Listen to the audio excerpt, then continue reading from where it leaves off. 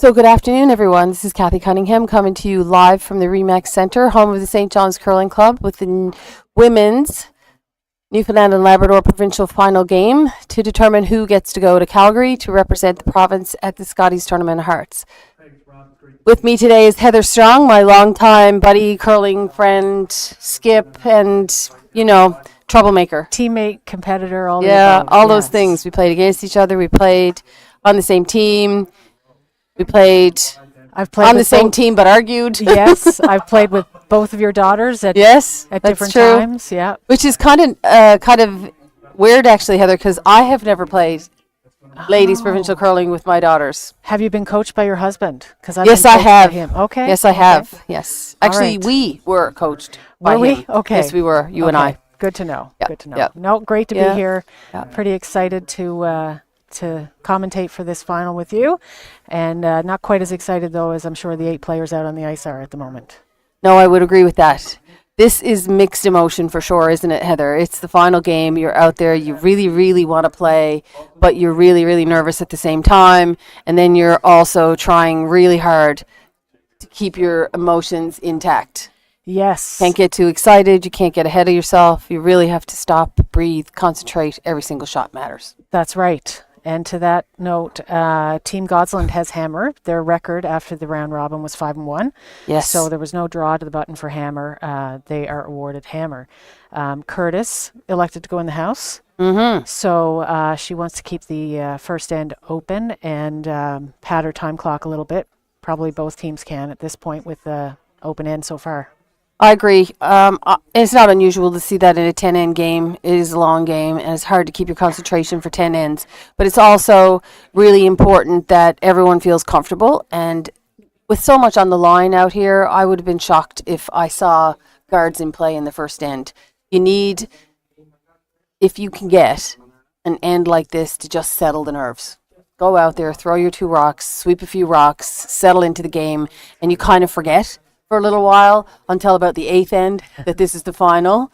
And, your level of concentration obviously needs to stay there, but you do lose a bit of nerves around the middle of the game, and they come back toward the end.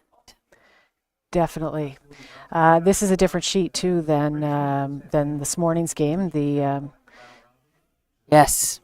Curtis team had a game already today on sheet number 2. We're on sheet number 3 here now. Godsland had a pretty big break in the action, so both teams are going to take advantage of this first end to not only get loose and get comfortable, but also read the ice.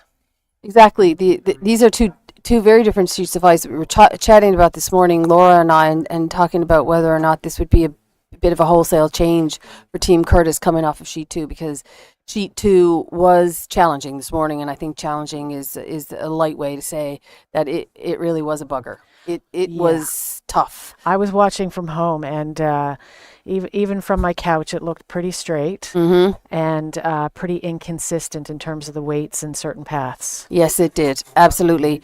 I think it was also the type of ice that's conducive to holding a lead. Mm-hmm. Unfortunately for Sarah and team, they just couldn't get anything going, and it wasn't because they threw the rock badly. I think it was really because it just didn't react. Many shots that should have been buried just would not bury. They would not go around that guard, the corner guard, the center guard. They just wouldn't go. So everything was left open. And when you have a lead, then it's easy to keep the lead. And it's frustrating as a sweeper, I'm sure, when you don't feel like you can carve a rock and be as effective as manipulating the line as you'd like. So true is that. True to form, and as you predicted, a very open end. The difference between this one and this morning's game, though, is the rollouts. There's none. So the level of concentrations come up a little bit, I think. This game is, this is it. This is do or die. And not that hasn't happened already this weekend, but in the final game there is a certain, increased level of intensity. So I'm not at all surprised to see everyone hitting and sticking here. That's true. And speaking of do or die, Stacey's been on her face for quite a while, like days now. Yes. Yeah. So she really has, hasn't she? The last game of her round robin was a win to stay in. Yep. And then there was a tie break. Yes. Then there was a semi. No, No. No, the tiebreak The was tiebreak the this semi. morning, yeah. So it was yeah. the last game of round robin, and then this morning's game was also do or die. And so this is her third game on her face. Brooke's first one that really is do or die. Do you think that poses a bit of an advantage for Stacey?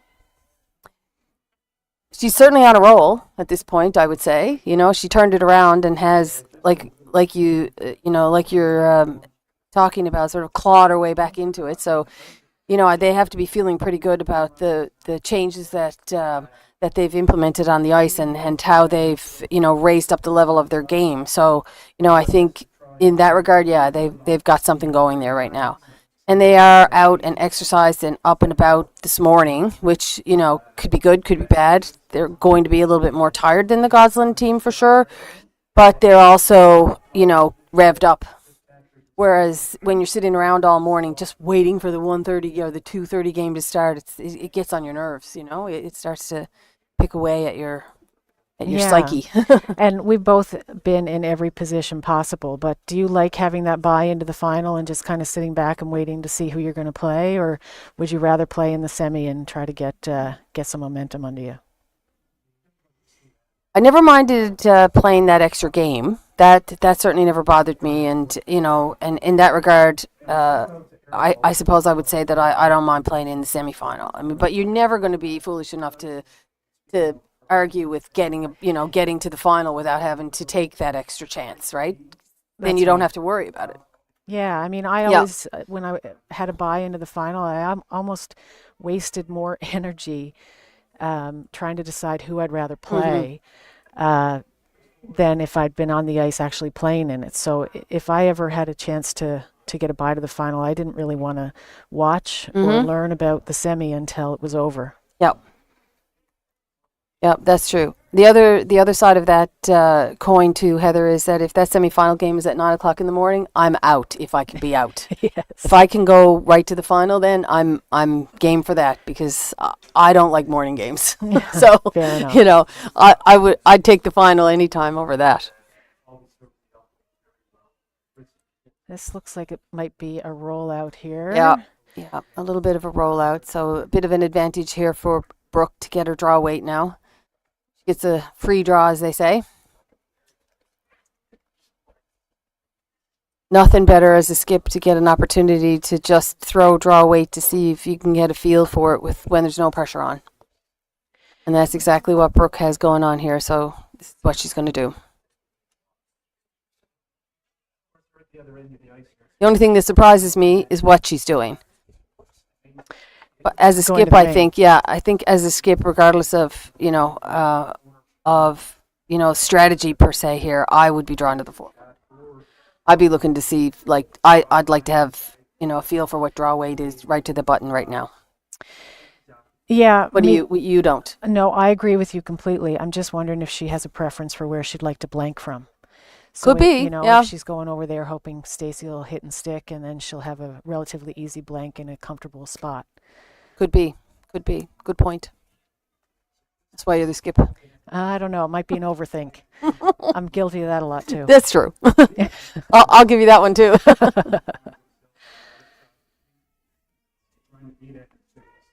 The other game in action at the moment is a men's final. We've got teams Andrew Simmons and Greg Smith battling for the right to represent at the Briar this year.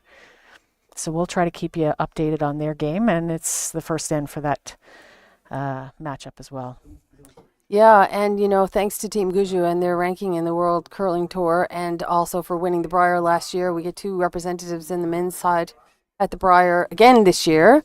Nathan Young was the second team, but Nathan lost out in the semis last night. I think it was a tiebreaker last night. He lost out to Andrew Simmons. So Andrew's in a little bit of the same boat that Stacey is in that he's had to claw his way into the final game. That's right. On the men's side of things, because he was in a tiebreaker, and then he won the semi this morning against McNeil Lambswood. Yeah, that's right. Nice junior team. So yeah, he's earned his way. They for anyone who is watching, Andrew made the shot of his life, a triple takeout in the final end against Nathan Young last night to secure his spot in the semifinal this morning. It was fantastic and to watch. A lot of that game was actually pretty good to watch. We were watching both. Some great curling, Yeah. yes. And if you were watching and Brooke's last shot there, then you'd see that she hit and stuck on her blank attempt. So she won't be happy to give up hammer. She will be happy to have a point at least. And we'll be back in just a minute. Yeah.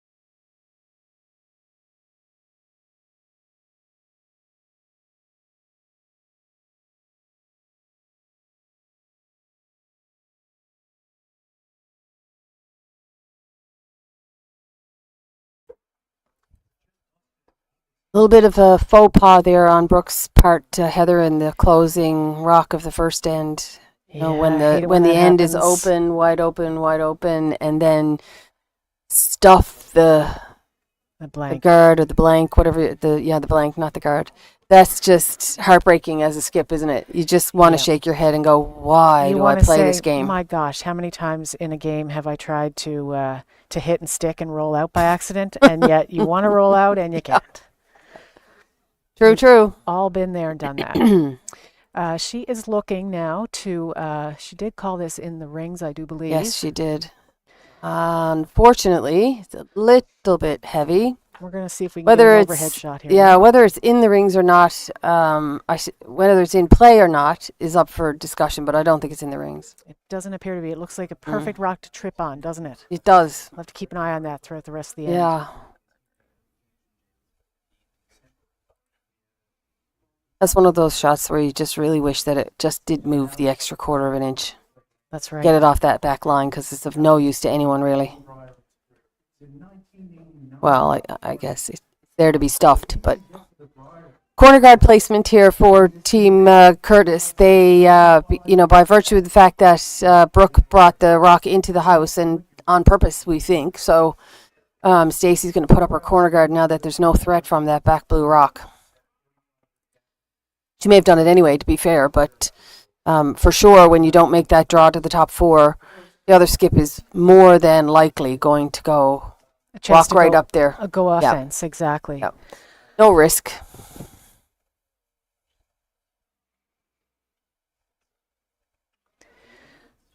Just got a text from a friend of mine out in British Columbia. Oh, wow. Sitting at the ferry terminal on his way home from the Scotties Provincial out in British Columbia, and he's listening to us. So hello to Fred, and nice to have you join us all the way out there. I'm actually looking to make sure that we have more viewers in this game than my sister had in her commentary this morning. So tell all your friends, tune in.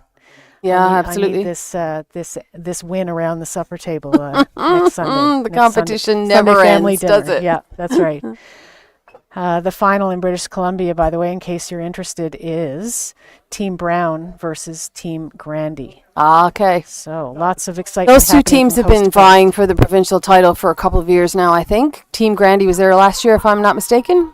Team Brown was probably there the year before. Yeah. Team Grandy the year before that. Interesting story about Grandy. She was living in Ontario and she moved out west. Okay. Yeah, she moved out west. Know that. Yeah. I heard that she moved out west to better her chances, but I couldn't say if that's true or not. Well, she seems to have a 50-50 chance at the moment. Yeah, so that's hearsay. Yeah. Okay. So the attempt to come around that corner guard, ignoring the rock in the top 8, was a little heavy. Yes. And momentum and advantage swings back. Yes. To Team Godsland now to put a guard, I believe, on this top 8 rock. So this is Sarah McNeil Lambswood being asked for an out turn.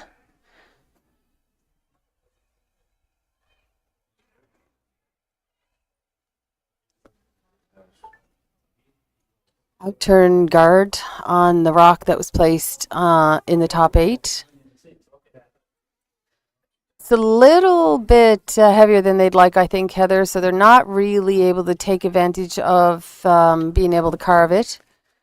It's a little No. deep, Now, a little deep for what they wanted, I think. it's been a couple of days since I commentated a game, did commentary for a game with you, but I've had every chance I've got, I've had to share that I think it's faster toward the glass. Mm-hmm. So we saw the first rock of the end. It's that little biter on the back line. We saw a couple rocks go through the house, and we just saw that guard come in the house.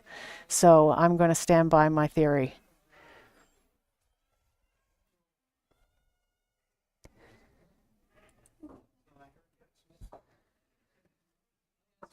Sweepers couldn't quite hold that one for the No. double. No, a little bit tight on that one, I think. Was she, Heather? Would seem. I wouldn't be surprised if she was a little tight. The sweeper seemed to work that the whole way. Mm. And when we say she was a little bit tight, we're talking about Jessica Wiseman. Jessica's maiden name is Cunningham, so the people in the booth here are supposed to be impartial. I'm not completely sure that's the case here with Cathy, but professional and cheering for good shots by both teams, no doubt. Right.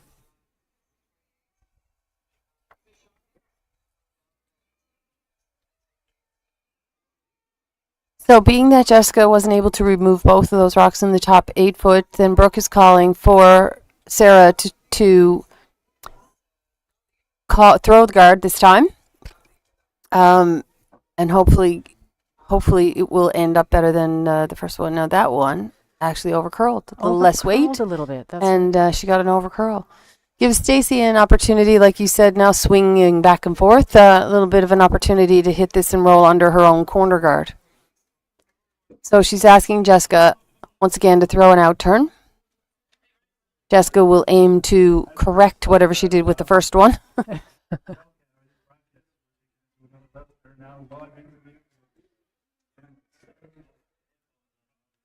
Camille Burt working this one hard. Camille is on the side of the rock that tries to hold the rock straight. And some good sweeping there. Good sweeping to hold it. Didn't No quite roll. get the roll that she was looking for. Keep an eye on that. I think she was a bit tight again there. So Brooke is now going to attempt the same type of shot, I think, to get a roll.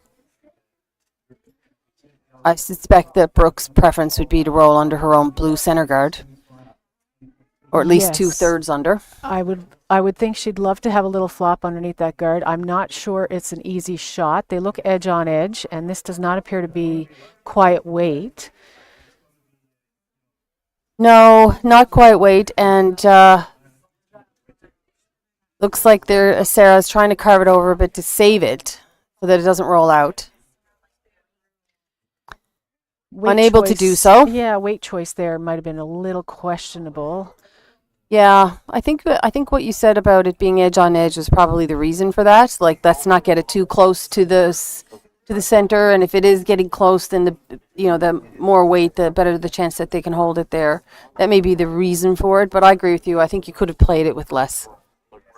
So, being that the case, there's nothing in the house now, so Stacy has an opportunity to start to build the end, try and maybe score her 2.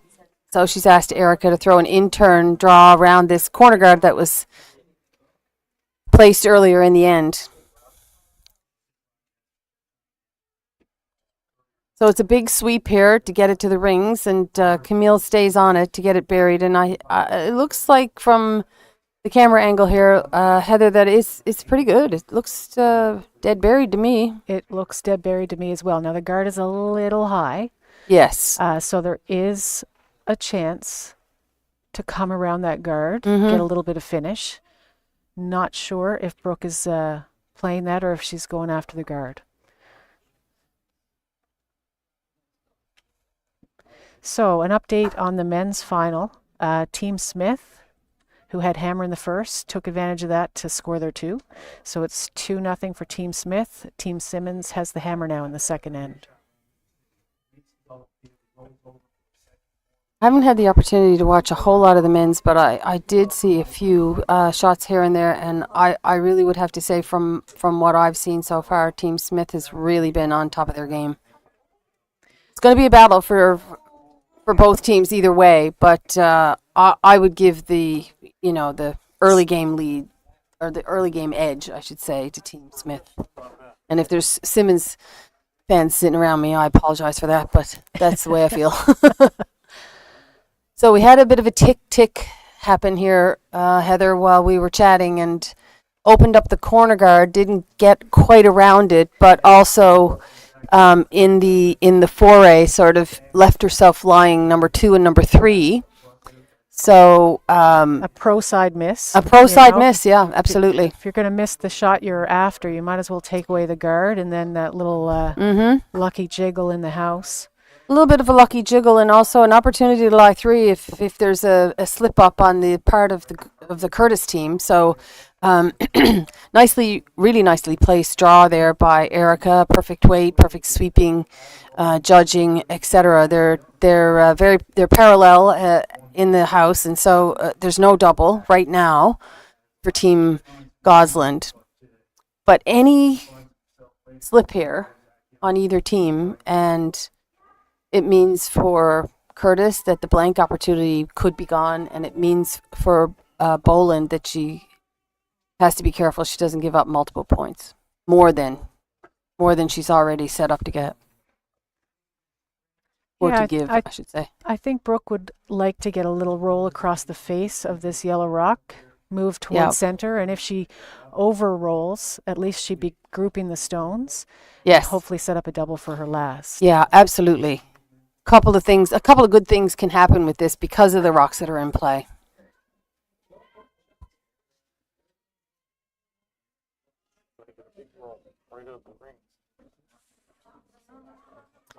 So not a lot of weight.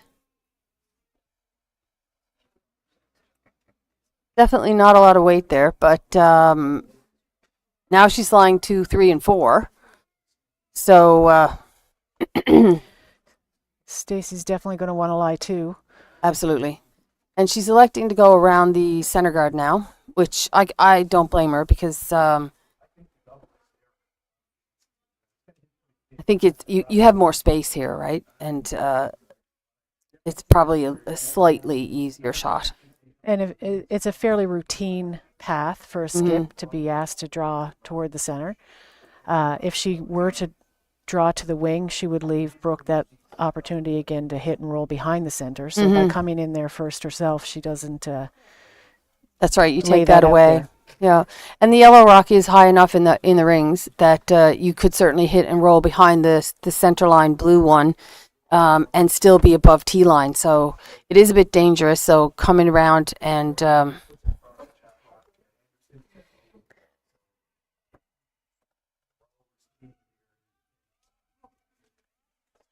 coming around and putting it there first is a great idea.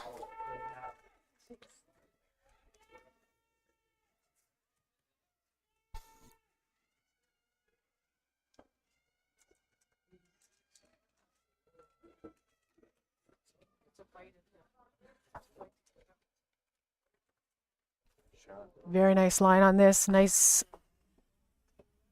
Had to sweep really hard there toward the end to get it by. I think Stacy was having a small heart attack down at the other end, like we do as skips, but they did it, and good for them. Well, but unfortunately for Stacy, Greg Smith was throwing on the adjacent sheet, and he was contributing some line calls of his own. So they were yelling loud enough to break Tupperware. That's right. Yeah. Someone said that last night. Our technical support guy, he said that last night. I died a little bit, I have to be honest. Quite funny. So as I started to say there, Heather, that was a really nice draw by Stacy, but there is a double on these yellow rocks. It's not an easy double, but it's double. There's not a whole lot of risk for not Brooke here really to try the double. It's not going to jam anywhere. If it really does come up, she could flop in front and at least close down the rings for Stacy. Yeah, I figure about a third, maybe a third of the top one, or less. Yeah, Smidge okay. Less. Okay. We'll see now. A thin third. A thin third. There we go. A thin third. Yeah. I'll compromise on a thin third. Thin third to come off the inside of the top yellow one, roll over, remove the other one, sit there right behind the corner guard, and that's the plan. Let's see if it can be executed. Really hard, really sweeping hard, and calling it ay ay ay. That's So big turnaround there. Now it's a draw for 3. Yeah, that wouldn't be plan D, really. She was looking to Yeah. hit a whole lot less of that rock, and even a rollout on the thin side would have been terrible. They would have almost been better off leaving that, Heather, and letting it come up and giving Stacey a draw for 2. She seemed tight right out of her hand, I have to Yeah, be okay. honest. So if she's, you know, If you're tight out of your hand, then you got to do what? Pick the plan B? yeah, Not well, allowed to say audible, right? yeah. Plan B. If you're a little tight and it's straight tight, you might be able to salvage it with the sweeping. If you've gotten it going out of your hand as a broom holder, there you might want to explore your other options. Yes, exactly.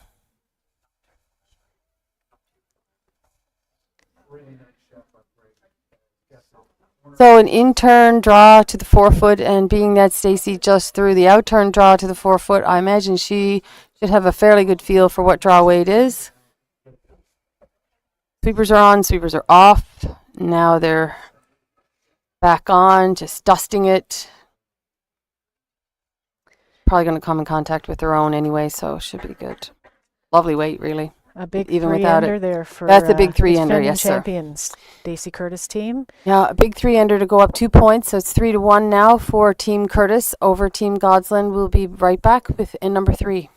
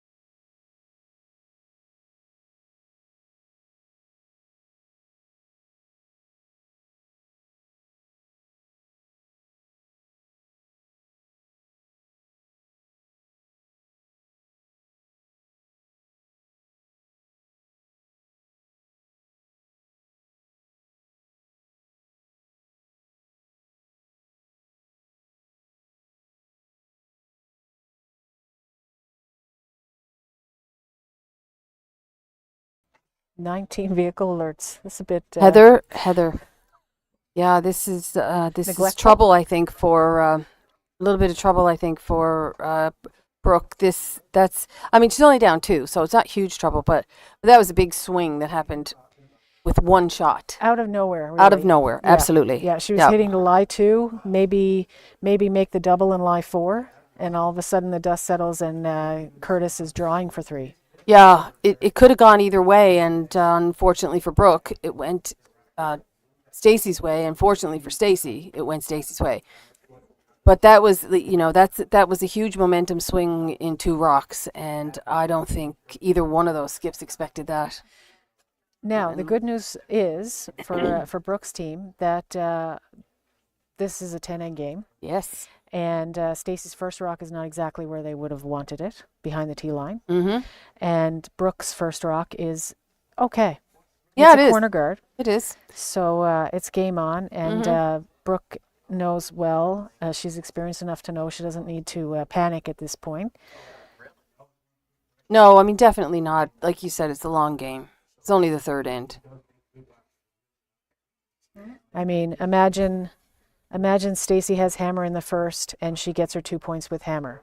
The score is still a 2-point lead for Yes, Curtis. exactly. So it doesn't really matter how we got here. Mm-hmm. The point of it is, it's a 2-point lead for Curtis, but Godsland has hammer. Yeah, and I think the important thing for the Godsland team is don't panic. Like you said, it's lots of time. And you can try hard to get your 2 back. This is not a bad opportunity to go around the corner guard, actually, because both those yellow rocks are in the back 4. They're grouped together, so they can be easily removed with 1 shot. The fact that they're lying to is actually not relevant because they are really, it's just a nose hit for double. You could almost imagine it as one fat rock Yeah. down there. Oh, if they were only that fat, hey? Yeah. They'd be so much easier to hit if they were bigger. So in turn draw, come around, being asked of Kate. Yeah. Darn those girls for looking exactly the same from the back. This is moving, Heather. This is really moving.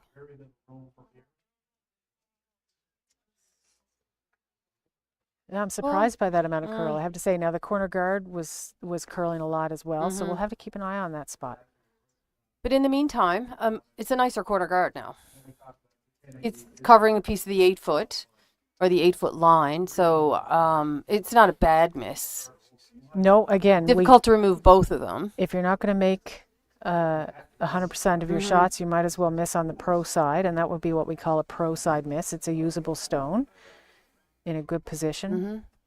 And, you know, in addition, there is this 5 rock rule that they're playing with, so it can't be removed yet. So it's a pretty good shot. If you're going to miss, it's the right way to do so.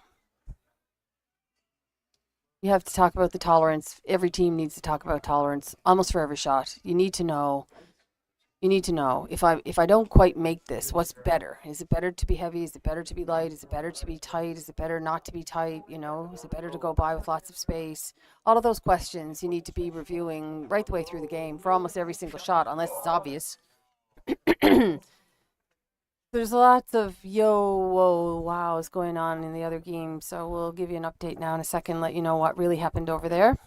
A nice draw by Team Curtis. They lie 3, but again, they're all grouped, so it's not panic time yet for Team Godsland. No, Godsland's going to need to try real hard for a roll here, I think, or maybe she's going after the double. You can't make both. It's a double or it's a roll. I didn't see what she indicated, but Not a huge amount of weight in this hit, which seems, I would guess, to mean that she's going to try the roll.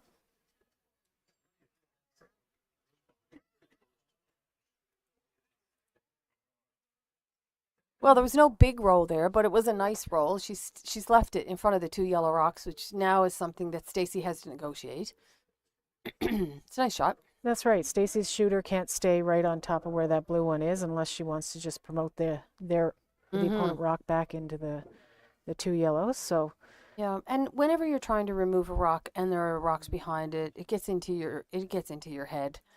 It's something that curlers contend with all of the time, other rocks being in your line of vision or in your thoughts. And you do get used to it over time, that you can't ignore it. But it is still something that everyone needs to be aware of. The sweepers, the thrower, the broom, the line broomer, the caller, skipper, whatever you want to call it. And unfortunately for Jessica, accommodator's curse maybe, she jammed it. So now Brooke has an opportunity to hit the top one and roll behind the corner guards that were placed earlier in the end. It's a little bit of a swing of momentum in this end again, in favor of Godsland. Important now, because of the miss on the Curtis team, for the Godsland team to take advantage of that. most definitely. This is a similar shot to the one we just saw down the same path. So have to expect that she's going to be close on this one. So right out of her hand, it was an immediate no, don't touch it. And it did pick up a little bit of curl, and unfortunately, as a result of it, they sort of missed the opportunity to get that buried. So it's like Jeff and I talk about this all the time at home when we're watching curling, even watching the slams. It's like they go so hard to try and direct and manipulate the rock that sometimes you overcook it. And in that case, I think they just, they were looking at it and thinking it was hanging, putting the broom down as if to help it curl, and all of a sudden we're saying, no, it has to be straight, it has to be straight. And I think sometimes we've all forgotten as curlers that you can't just let it take the path. You don't have to manipulate every single shot or Well try said. to manipulate every single shot. Well said. Couldn't agree more. Yeah. Have That's nothing- a have nothing nice to add. recovery there. on behalf of Team Curtis. Erica has choked off the corner guard now, so there's no real hit and roll behind. So they've at least gotten themselves back into a place where play will be open. That's right, Cathy. And I was worried that Team Curtis's rock might overcurl because we saw those two corner guards, or the corner guard and the come around attempt, both curl crazy. But Erica's rock was predictably gradual curl, and Aaron Porter now being asked for a similar shot.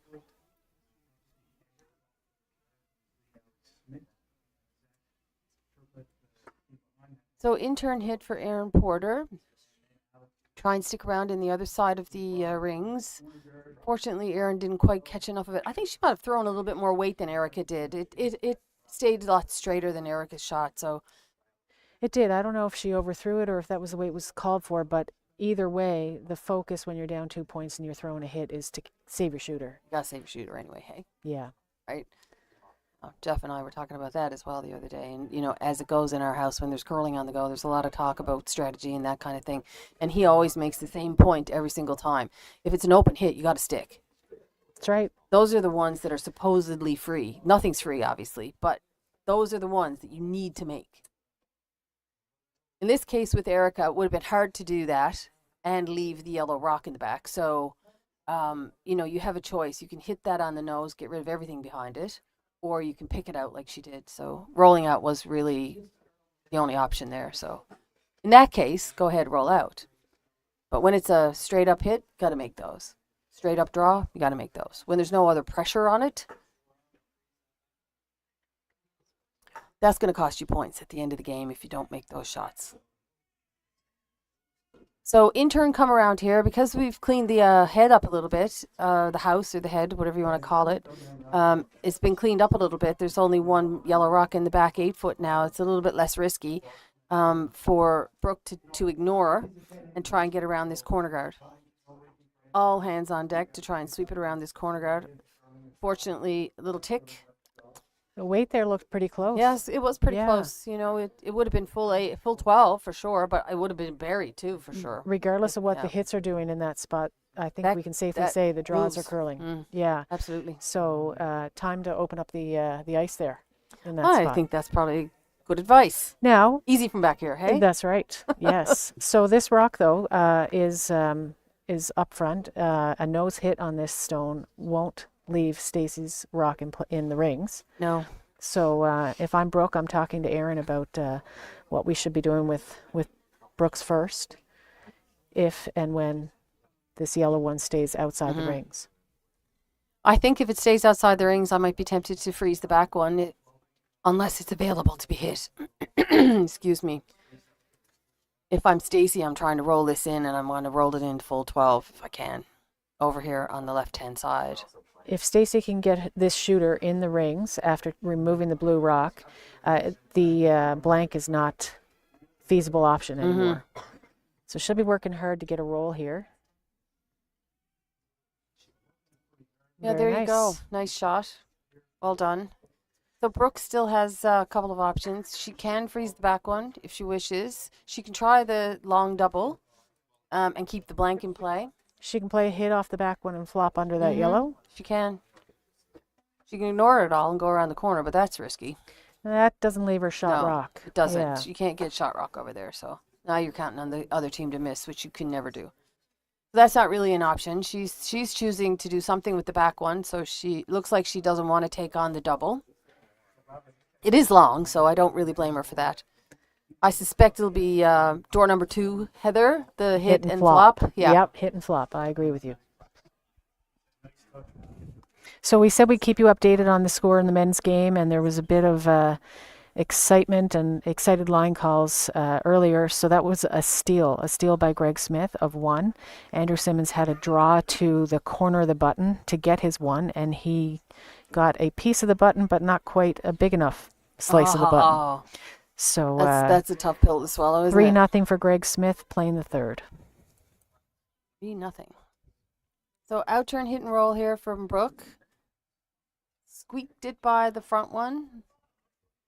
Hangs it on the back for shot rock. And that Stacy will have to deal with it. exactly there's our case in point of making sure you stick around. If she rolls out there, Stacy goes on the offense and comes around her Corner, top yeah. 12 rock maybe, and Or the corner. or the yeah. corner.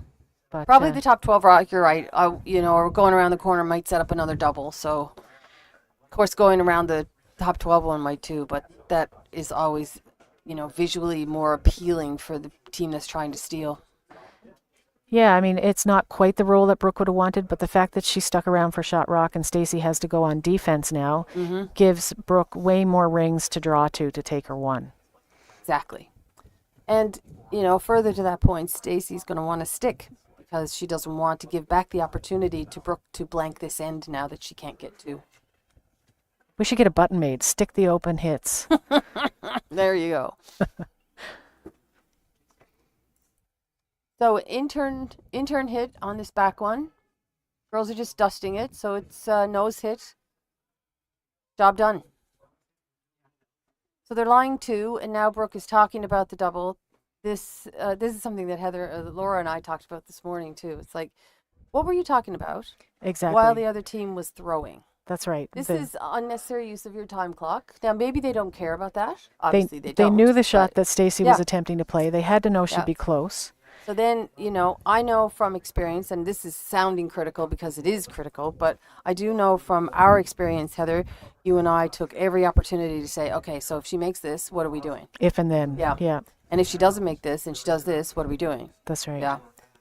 We always had that conversation. We were always very, very in tune with our time clocks. None of us like to be under a crunch. No, that's right. And another thing, as back end players, we can relate to, and I'm sure would have factored in for Stacy on that hit and stick. That was the exact spot where Brooke's blank attempt in the first end was plugged. Yes. So I feel confident that that Stacy knew exactly the ice to take for that hit and stick based on Brooke's shot in the first end. Yep. It's a lot to keep track of as a skip for sure. So out turn draw. Oy, needs to slow down. Really needs to slow down. That's a big steal. Looks like a steal of 2 at this point. I think it's 2, Heather, yeah. I didn't look closely at that second yellow. Makes me think it's definitely a steal Nobody of 2. looked at anything, did they? Just kicked No. it all away. No, that's right. Yeah. So we're going to go on a limb here and say it's a 5-1 lead at the moment for Team Curtis, and we'll be with you in just a minute.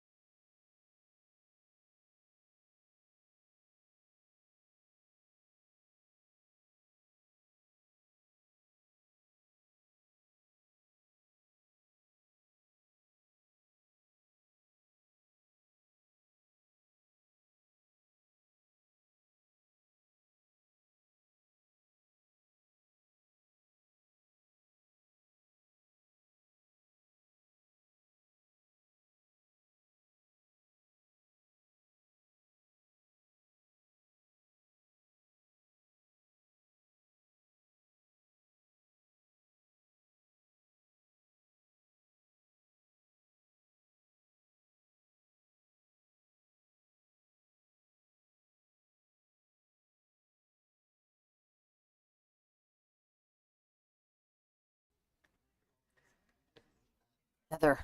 Cathy. Yikes. Yeah. Yikes. Yeah. So now if you're Team Godsland, how do you feel? You feel a little bit deflated because that wasn't a really tough shot. We've missed those shots, you and I, many times. But you have to believe they're going to have to make tougher shots now to get themselves back in this game. They are, but we'll start again. I'll say the same thing that we've been saying when teams get down like this since the beginning of the week. It is not the end of the world. It's only the 4th end. It's 5 rock rule, too. And it's 5 rock rule, absolutely. So, Yeah. you And it's get your women's 2 curling. back here. Yeah, you get your 2 back, you give them 1, you get 2 back, and you're really, really close again. That's right. Women's curling, they can't throw quite as much weight as men. I mean, I'm not going to get any hate mail with that. It's true.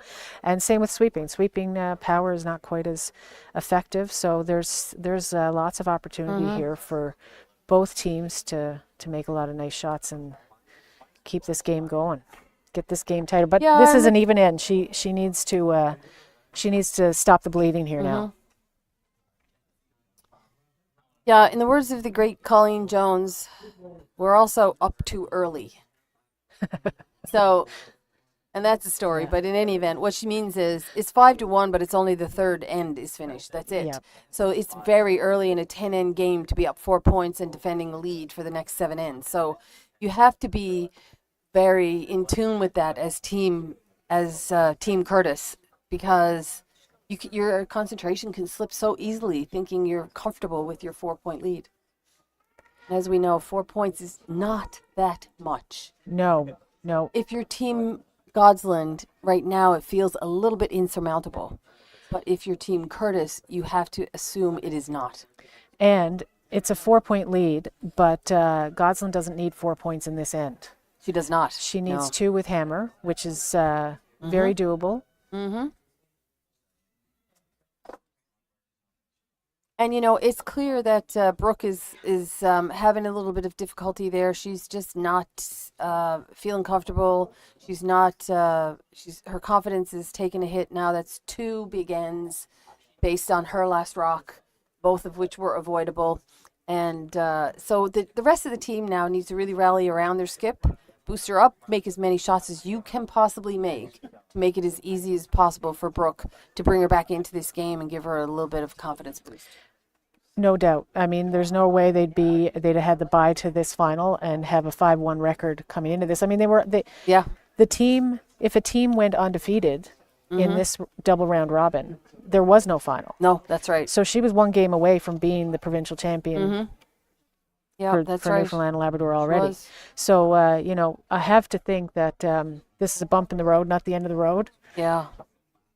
I am a little surprised she didn't take advantage of the free guard zone with her second rock. Yeah. That second rock is in the top 12. It could be removed. Mm-hmm.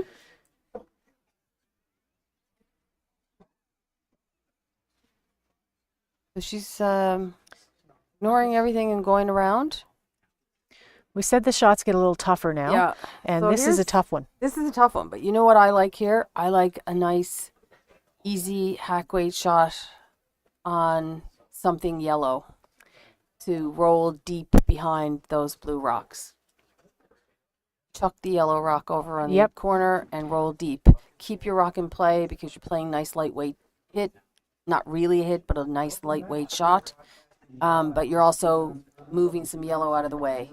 You need to deal with these 3 yellow points, 3 yellow rocks that are kind of lined up nicely on the other side of the rink here from the blue rocks.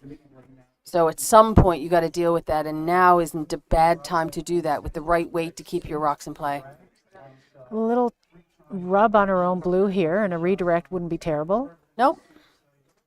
Ah, That's the kind of shot I was talking about, but doing it in the opposite way. Opposite direction. It's the same thing. Result is good, and such is the game of curling when there are a lot of rocks in play, which is right now good for Team Godsland because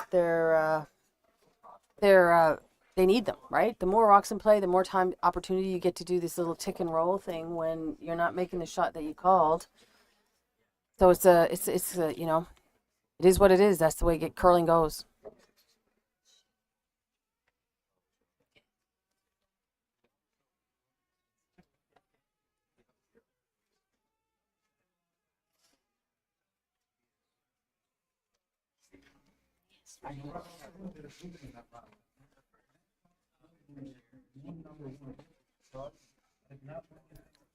Well placed. Good freeze. Great freeze, Bit right? of an unorthodox way to go about it, but that doesn't matter. I didn't see the call here. So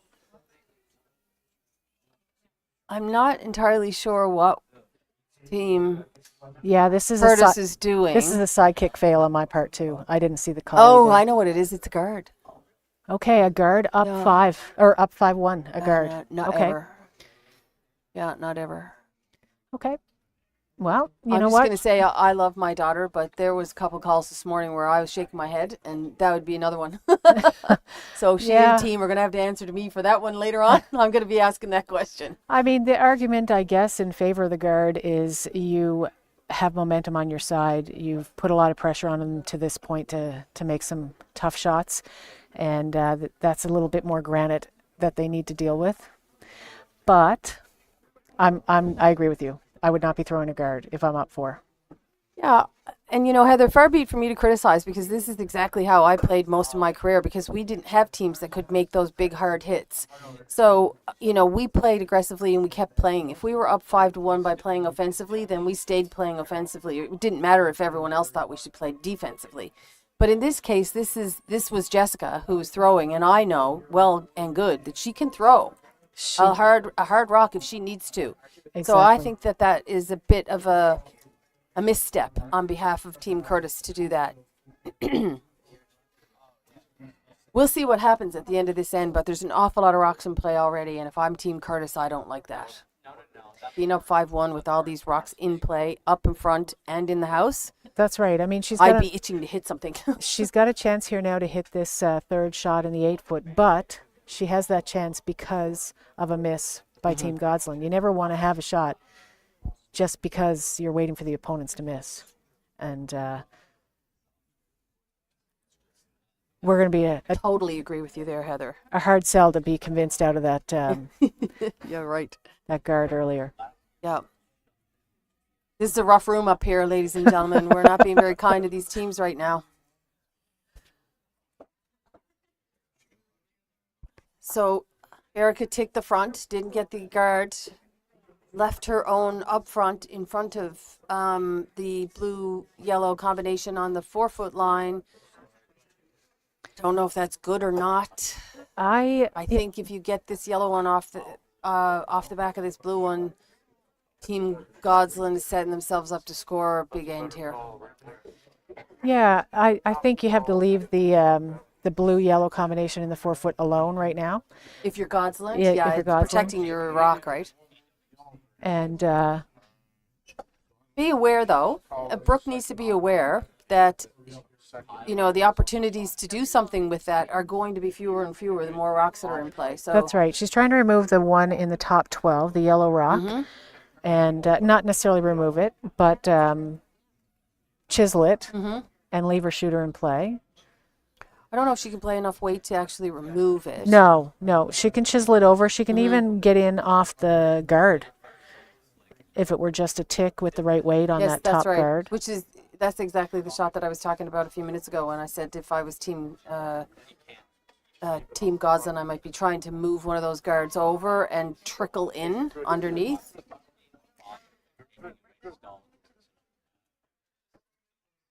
But who do we know and what do we know? Nothing. Well, Brooke has decided that now is the time to try and remove that while she could see a quarter of it, and she did. Well, she didn't remove it, but she did move it back in play.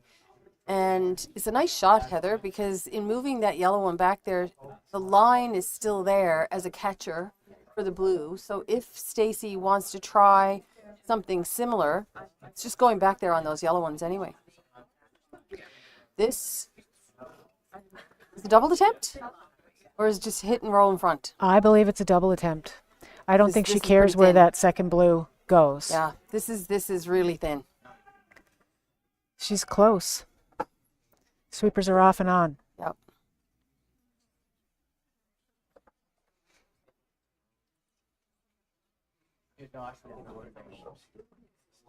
Good try. Good try. Didn't quite move it enough. Moved it back, but didn't move it enough. I think you'll see Brooke try and play something that gives her a roll in here. Exactly.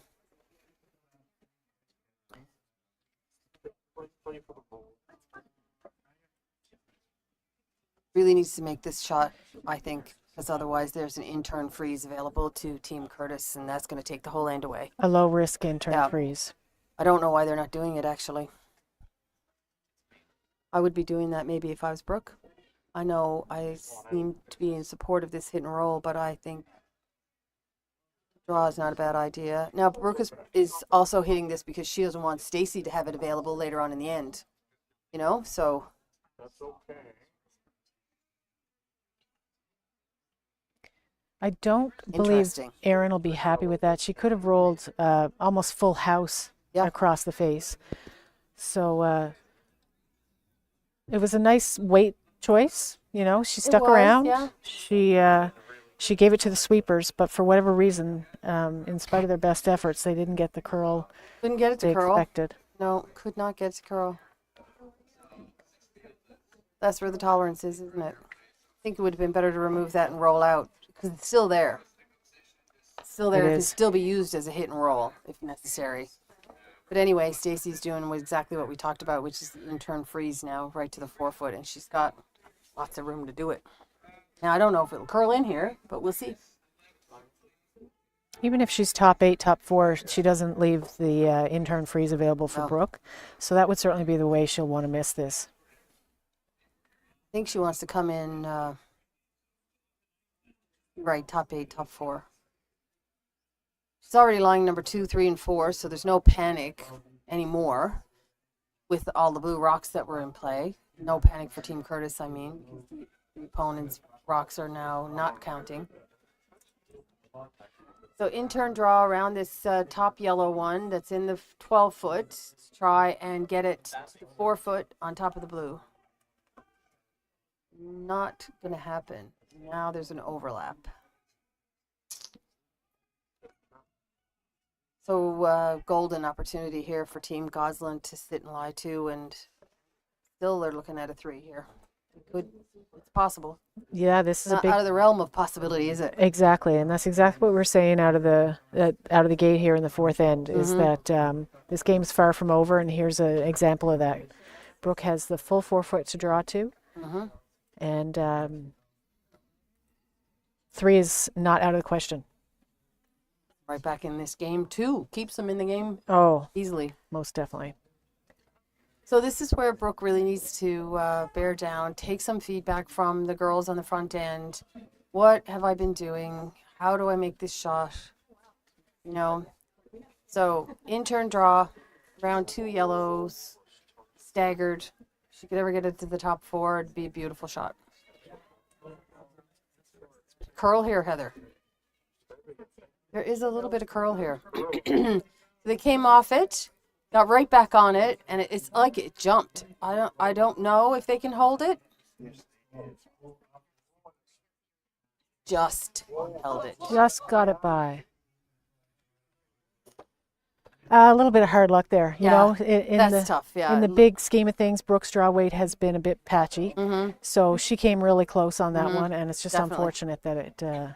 Just sank a little Close. bit too deep, so now the swing goes back to Team Curtis. This is a golden opportunity here now for Stacy to take away that 3-point opportunity. So another reason to bear down now and take an extra second. Make sure you know exactly what you're throwing. This is an important shot for Team Curtis to stay in control of this game. As we mentioned on Stacy's first rock, the pro side miss was to be light and restrict Brooke's path in. So maybe she had that in her head on that first shot. This is a make it kind of scenario.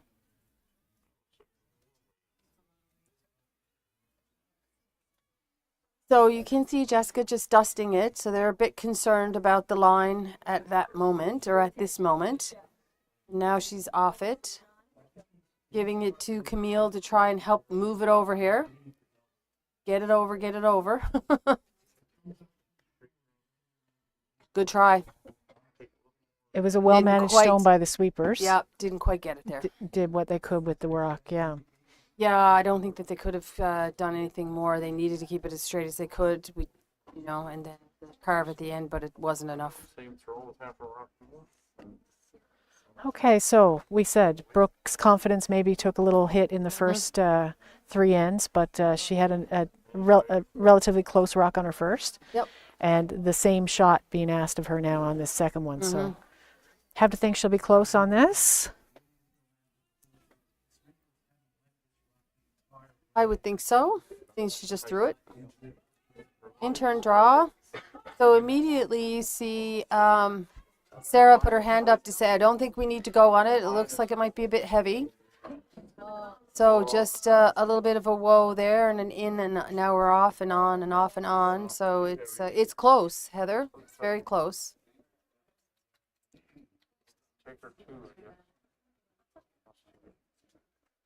A little Okay. bit of back and forth going on here. So 2-pointer. Unfortunately, Brooke is not able to convert that 3 points. So If I'm not mistaken, we had a couple of heavy rocks toward the glass there. yes, we I did. could be wrong, but I'm Yeah. not. No, I believe you are right. I believe you are right. I don't know why, but I believe you are right. 2 points for Team Godsland. So we go into the fifth end with a 5-3 lead for Team Curtis, who will have hammer in the fifth. We'll be back in 30 seconds.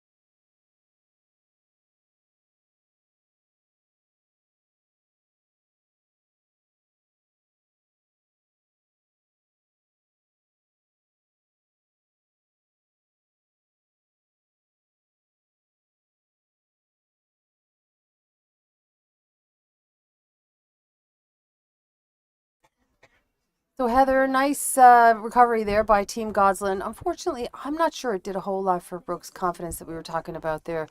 She made the first one a little tiny bit deep. Stacey gave it back to her, and then she threw it a little deeper. So she's close. She's but close. Not quite there yet. Yeah, I mean, when your opponent misses, that's the time when you really want to double down and make your next one. And she had that chance. Stacey's not going to miss a whole lot out there. And Stacey's last one was a miss, but unfortunately Brooke wasn't able to capitalize on that. No. But we said 2 Yeah, we did say keeps 2. them Keeps them in the game, and we saw there that it was an easy, not easy, but I guess it's possible to get 3s out there. So this game is far from over. Curtis has hammer. It's an odd end. Guard is up. Come around is called. Tick, unfortunately. So that goes back on the 4-foot line because it was touching the center line, and because it's touching the center line, it cannot be moved. Cannot be moved off that Can't be center moved line. off the Exactly. line. Yeah, exactly. Yeah. It can be pushed, ticked, Touched. rubbed. As long as it doesn't come off the center line, it's okay. And if you heard some clapping in the background, Simmons made a split on a rock just outside the rings to score 2 in the 4th end. So it's a 3-2 lead for Smith going into the 5th. Certainly makes that that run back that Greg threw a minute ago that we were chatting, and for the audience that's watching us and not the other game, Greg made a double in the house and all but jammed it on the back rock, but they still managed to sweep it out because of the amount of weight that he could throw at it. It was a jam double. It was insane. Yeah. And he got it out, and obviously, very luckily, he got it out because That it would have given a split for 3 otherwise. That's right. Yep. Anyway, that's enough about the men. We're on the women. Speaking of the men, they seem to have more viewers than us, so you can go ahead and feel free to tell all your friends to change channels and tune into the women's. I'm not so concerned about the men's viewers versus women's. What I'm mostly concerned about is having more viewers for this game than my sister had for her game, doing commentary this morning. So Speaking of Laura, she'll be joining us after this fifth end to give her front ender's perspective, Cathy, Ooh, on the first I can't half. wait. I know. I I'm a can't bit nervous wait. about what she might say, but in As long any as she doesn't case, say anything about us, it's all good. that's right. That's So, right. intern come around attempt. Because of the tick of the Godsland rock off of the center line, they got an opportunity to put up the second guard. Heather and then Stacy, she can't remove it. Really has no choice but to try and go around it. Unfortunately, they didn't get it quite around, so it's a bit of an edge on edge situation down at the other end. So it gives Sarah an opportunity to play a lightweight hit, hopefully get a little flop underneath the blue. It's curling. Kate's trying. It's not going to go far enough, but it should stick in the rings. Pretty good shot. Not a bad shot. No, that's a pretty good shot. There's a perfect example of weight choice based on who has hammer. Because if Godsland had had hammer, I think we could have seen them play a little tap back, keep that yellow one in the back of the rings. Mm-hmm. They don't have that luxury because yellow does have hammer. Right. But they did stick their shooter, which might be a pesky rock that restricts any blank attempt later in the end. Yes. So a double peel attempt by Jessica Wiseman. Close, but not quite. She did get one of them. That's right. Got one of them and made sure her shooter didn't get in the way either. Yeah, exactly. So a good So- miss. Yeah, it was good.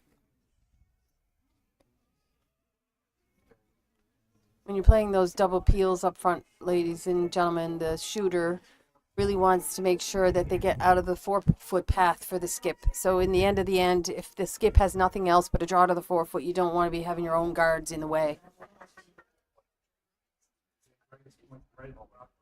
So an out turn come around to lie 2 for Team Godsland, currently in control of this end. But without last rock, it's a tentative control. That's right. So we saw this turn going away, going this direction. We saw the opposite turn going this direction have a lot of curl. So this rock had a lot of room past that guard. It makes me think maybe the ice is a little slanted to the wing. Could be. It certainly could be. I wasn't really watching her throw, so I don't know if she threw it well or if she may have gotten it going out a little. I'm not sure, but we keep an eye on that, Heather, and see. But I would tend to agree with you at the moment. The intern in this direction seems to be moving a little bit more. So out turn hit for Jessica. Quiet weight hit. Try and stick the shooter. On, off, on, off. You always like that as a sweeper. Yes, no was usually a good indication that the rock was made. Very good nice shot little flop there by Jessica. Good recovery from not getting the double peel. It's above the tee line too, which is nice. So it can be frozen, but the blue rock coming down now won't be shot unless they move it. Of course, it's tough to move it when it's buried.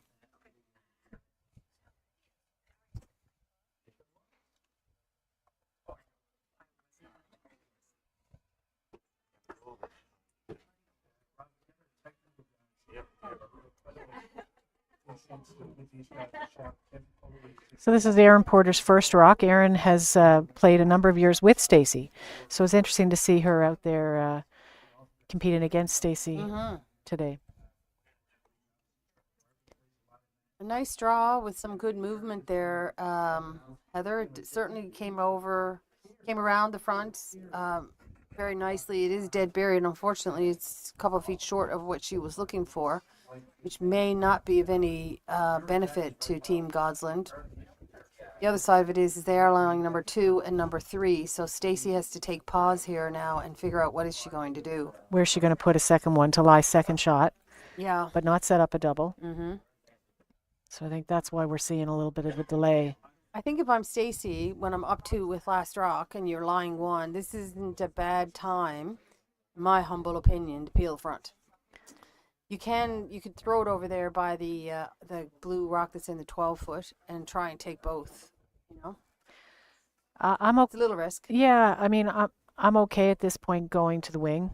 Yeah, I am because I've still got two in my mind, and sure. peeling the front Okay. kind of gives them an out to play the run back. Mm.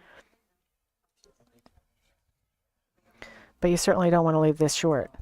Top 12, No, no. Yeah. 12, top 12, top 8 is short. Right. It has to be behind this yellow rock that's in the 4-foot because the last thing you want to do is give them an opportunity to hit and roll on top of or behind yours. Nice shot there by Erica. I think it's number 2. Looks I'm number 2 to fairly me. certain it's out Yeah. counting the top one. Get our overhead, Close. our trusty dusty overhead camera. Yeah, it's close. It is close. Be a discussion at the end if they're both still in play. We should talk to Remax about changing their logo. What do you think? Sure. That should be easy. Should be Yeah. easy, yeah. Either way, that wasn't a bad leave for Team Godsland to have to deal with now. No, it's a good shot.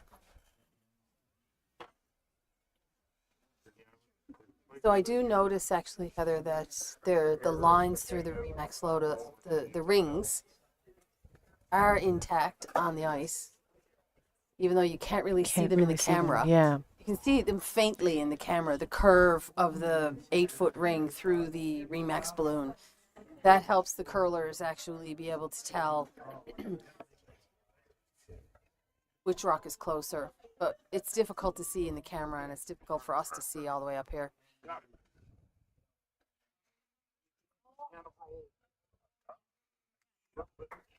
Big shot there by Aaron Porter. Big shot. Very nice. Double run back, roll over, sit on the corner of the other yellow rock. Leave a center guard. Not much else she could have done with that one, I don't think, Heather. No. Could have rolled another 2 inches. Put the broom in the holster and Yep. Exactly. I don't know what happened there, Aaron. You didn't get enough roll out of that blue rock there. It's too bad. What a great shot. Obviously being facetious, but beautiful shot. Big turnaround there with that one.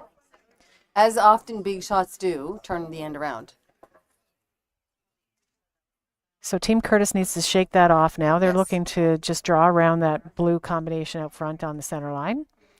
Little surprised maybe that they're bringing the play back to center.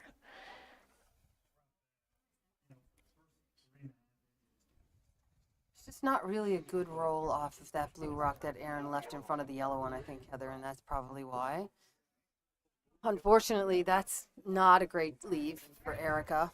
There's a couple of opportunities here for Team Godsland. She could hit and roll over behind all this yellow-red stuff. Oh, sorry, yellow and blue stuff over in the corner and lie 2. She could also roll under, which I don't really like because then you give the advantage back to the other team. But she can also just hit stick and leave it in the open. She'd still be lying 2. So right now they've got a force in their hands. And forcing Team Curtis to 1 here probably was the goal at the beginning of this end. I mean, you can't make a steal a goal because you don't have control of it. But you can certainly try and force to 1. Right now, they're set up very well to do that. That great rock by Aaron. This is not at jeopardy of hitting that center guard. I can tell you that. Sitting right behind this. No, definitely not. Girls are working really hard to carve this and get a piece, which they do. And it rolled back up. It might be shot. It turned back up because of the rotation of the rock after it hit. It was hit by the Godsland rock. It spun. And in the spin, it rolled. It spun back up toward the center. It might be close to shot. Can't be. She would. I believe that Maybe yellow this- is still shot. Yeah. Yeah, I really do. Might And be. Stacy's drawn in here Yep. now. Yep. Similar shot to their first, or no, this is her first, but similar shot to Aaron's last. Come in, she'll want to be top 4.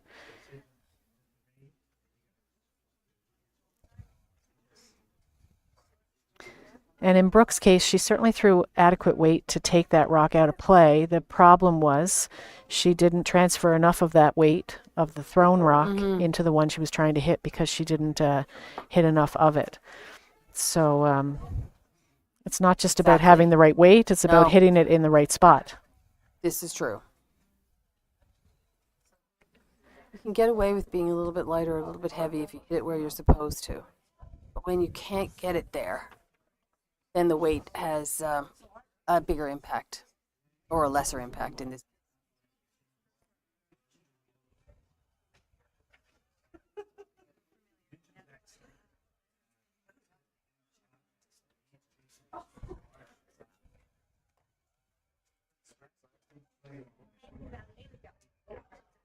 Have to go hard to get this around the second one.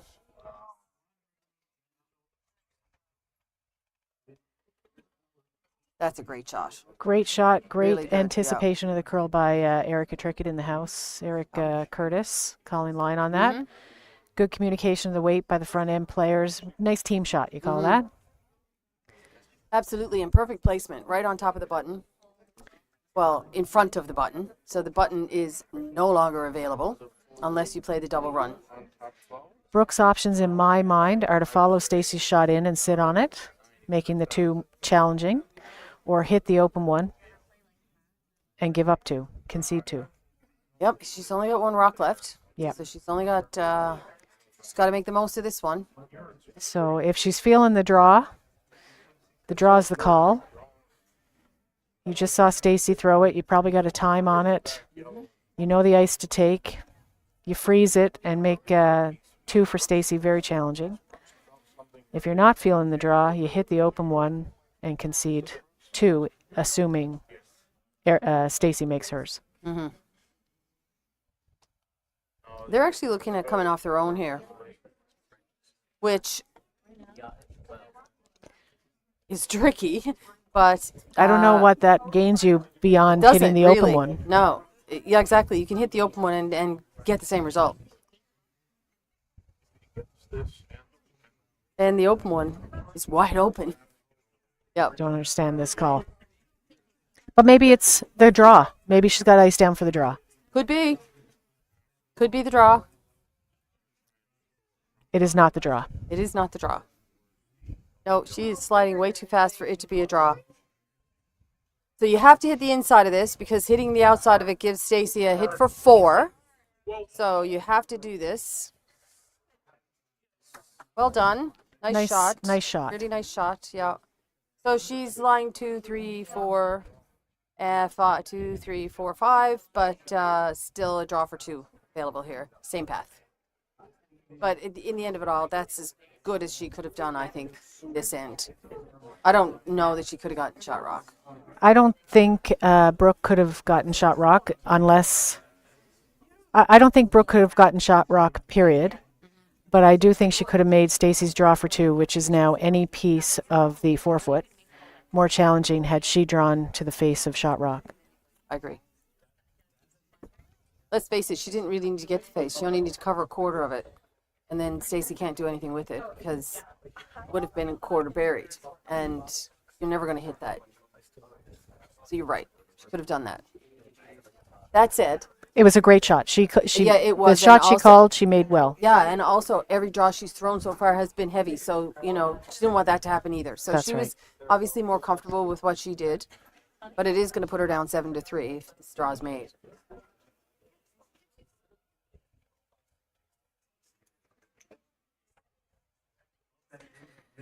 Sweepers are off and on. Jessica sweeping Just dusting pretty this hard in. there for a minute, and now they're sort of off of it. So nice weight, lovely weight actually by Stacey on both those shots. So 2 for Curtis and a 7-3 lead at the break, and we will be taking a short break as well, and we will be back with you immediately following the 5th end break. Don't go away.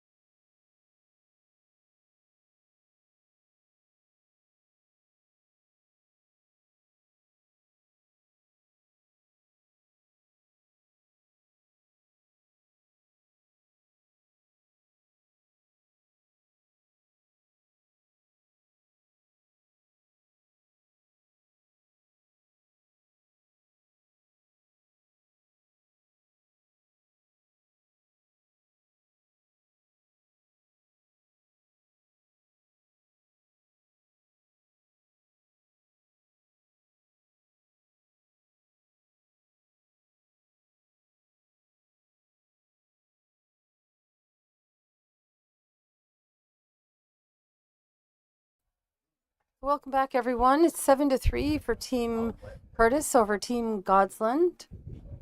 So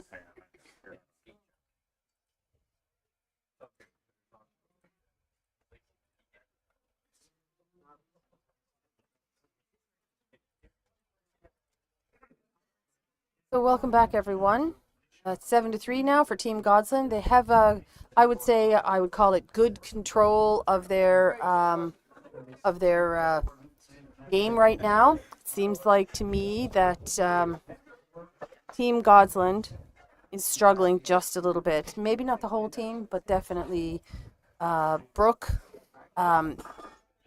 Either way, still lots of game left. 5 ends, and if you can go up 7-3, you can go down 7-3 just as quick. So That's right. that's the way the game of curling goes. Our viewers at home, I think, are seeing a banner of sponsors for Yeah, they Team are Curtis. absolutely for Team Curtis.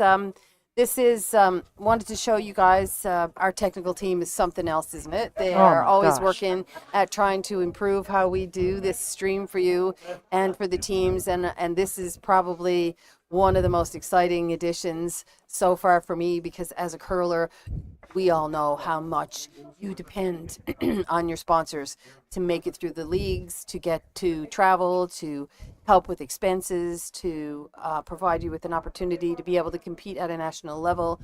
And this team, Team Curtis, is no different.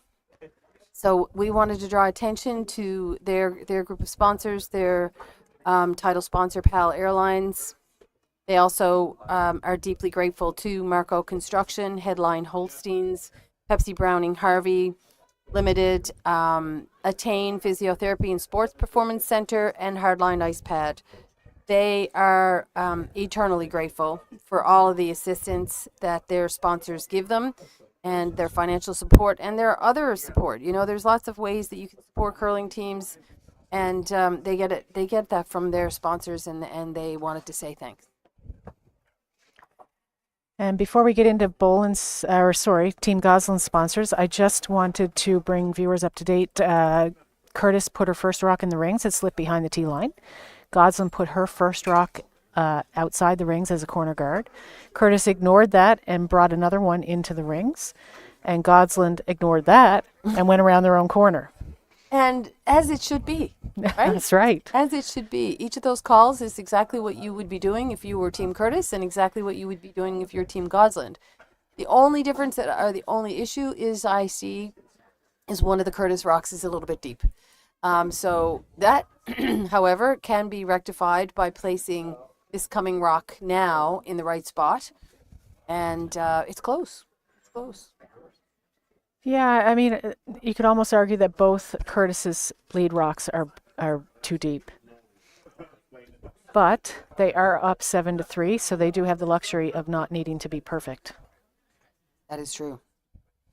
While the play is underway down below, I'm going to take an opportunity to say thank you on behalf of Team Godsland as well for their sponsorships. Unfortunately, we don't have a banner for them, but I am happy to say thank you very much to Barn Fine Eggs out in Deer Lake, Egg Farmers, local company here in Newfoundland and Labrador. They too are sponsored by Hardline Ice Pad.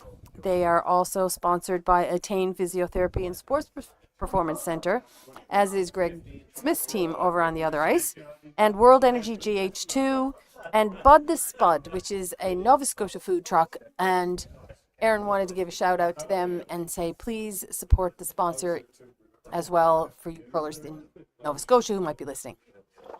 So that runs down the list of sponsors for Team Godsland, and they too are eternally grateful for the support that they are given from their sponsors. I have had Bud the Spud. Have you? I think he has a brother, Bill the Spud too. I think there's two trucks. I'm not joking. Really? I'm not Okay. joking. Don't It's know. kind of for those of you watching here in Newfoundland and Labrador. It's kind of like Ziggy's. Similar concept. Okay, so Jessica Wiseman now being asked for a delicate hit on the blue rock that's on the top button.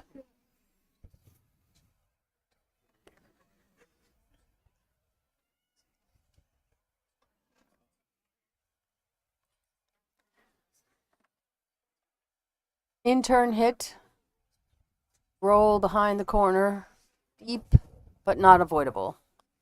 There was nowhere else for Jessica to go in that case except out, That's which right. might not have been a bad idea instead of coming behind the corner guard and behind the tee line.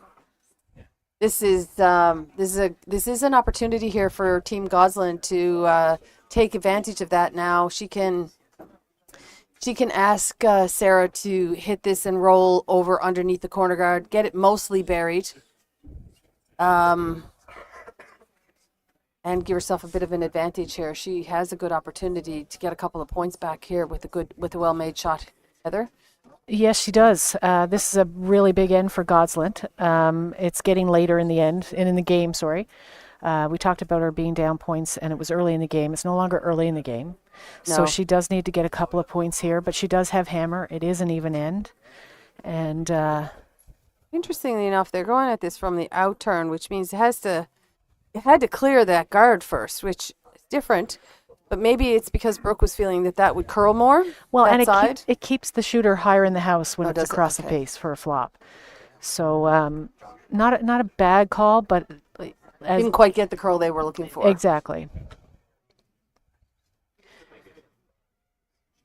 So after 5 in the men's tankard provincial final, Greg Smith is up 4 points to 2. It's 4-2 lead for Smith after 5.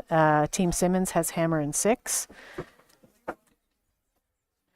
We're behind at least 3 panes of glass, and we can hear Greg like he is Right next door. next to us. So if any of our listeners are familiar with Russ Howard calling line, Similar. it's like he's singing a lullaby to your children compared to Compared to Greg Smith. Yeah, at the there moment you at go. least. Yes. Oh. So Team Curtis it was able to remove the Godsland rock that was on the 4-foot.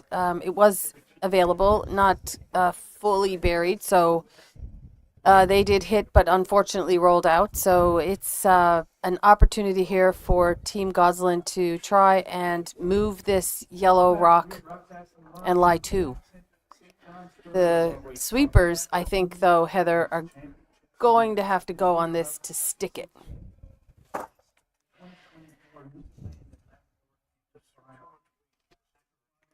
Might have played a little less weight on that to see if I could get Yeah, more movement. a I little- think you could have maybe gotten to the nose of that.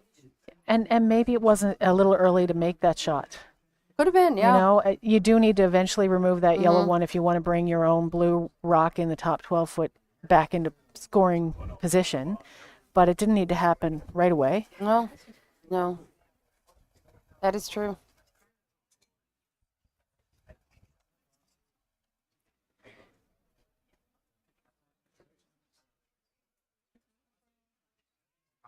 Outturn pick, I think, is the call here. And if we get the front, we get the front, I think is the call. The weight choice might stick around.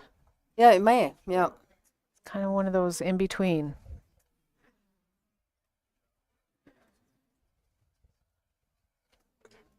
Didn't quite stick around, also didn't quite remove it.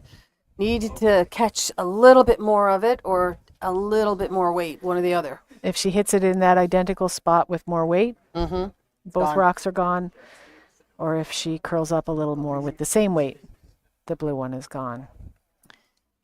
In Little in Erica's between. defense, it wasn't an easy shot. It was dead buried. So playing weight at a rock that's dead buried is a little hard of a concept to actually absorb when you're sitting in the hack. But you have to trust that it will curl. It did, but not quite enough. So it's not that it was a badly thrown rock. It just wasn't fortunate enough to get done the job that they were hoping it would do. But she did move it out from behind the guard, so all is not lost as far as Team Curtis is concerned.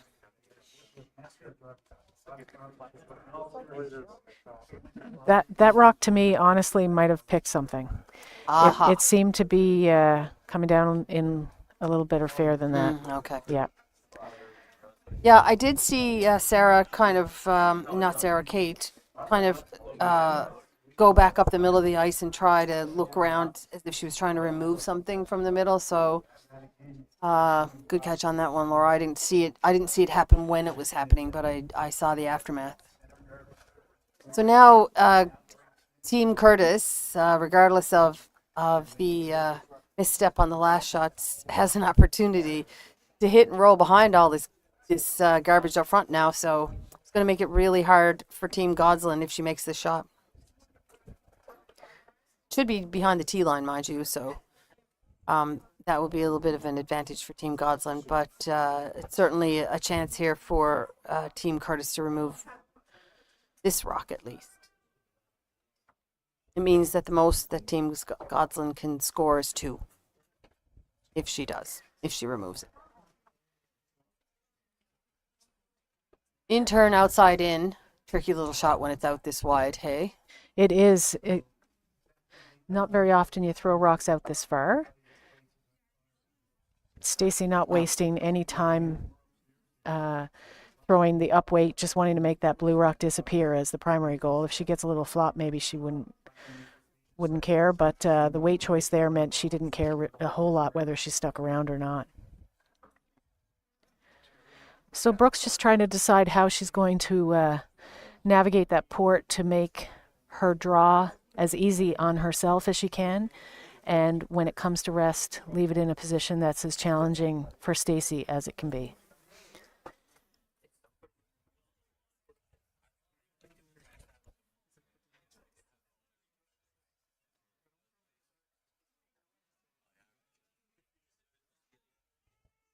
Looks like she's electing to come between the yellow rock that's just outside the rings and the center guard that is just off the center line. I'm not sure how I feel about this one, Heather, but my first reaction is, why make it harder on yourself? Yeah, it's a challenging port. She could maybe come wide around that yellow one, but it is a yellow one that could be run back. Maybe she's going to tap this center line rock. Tap it. Yeah, absolutely. Tap it. There we go.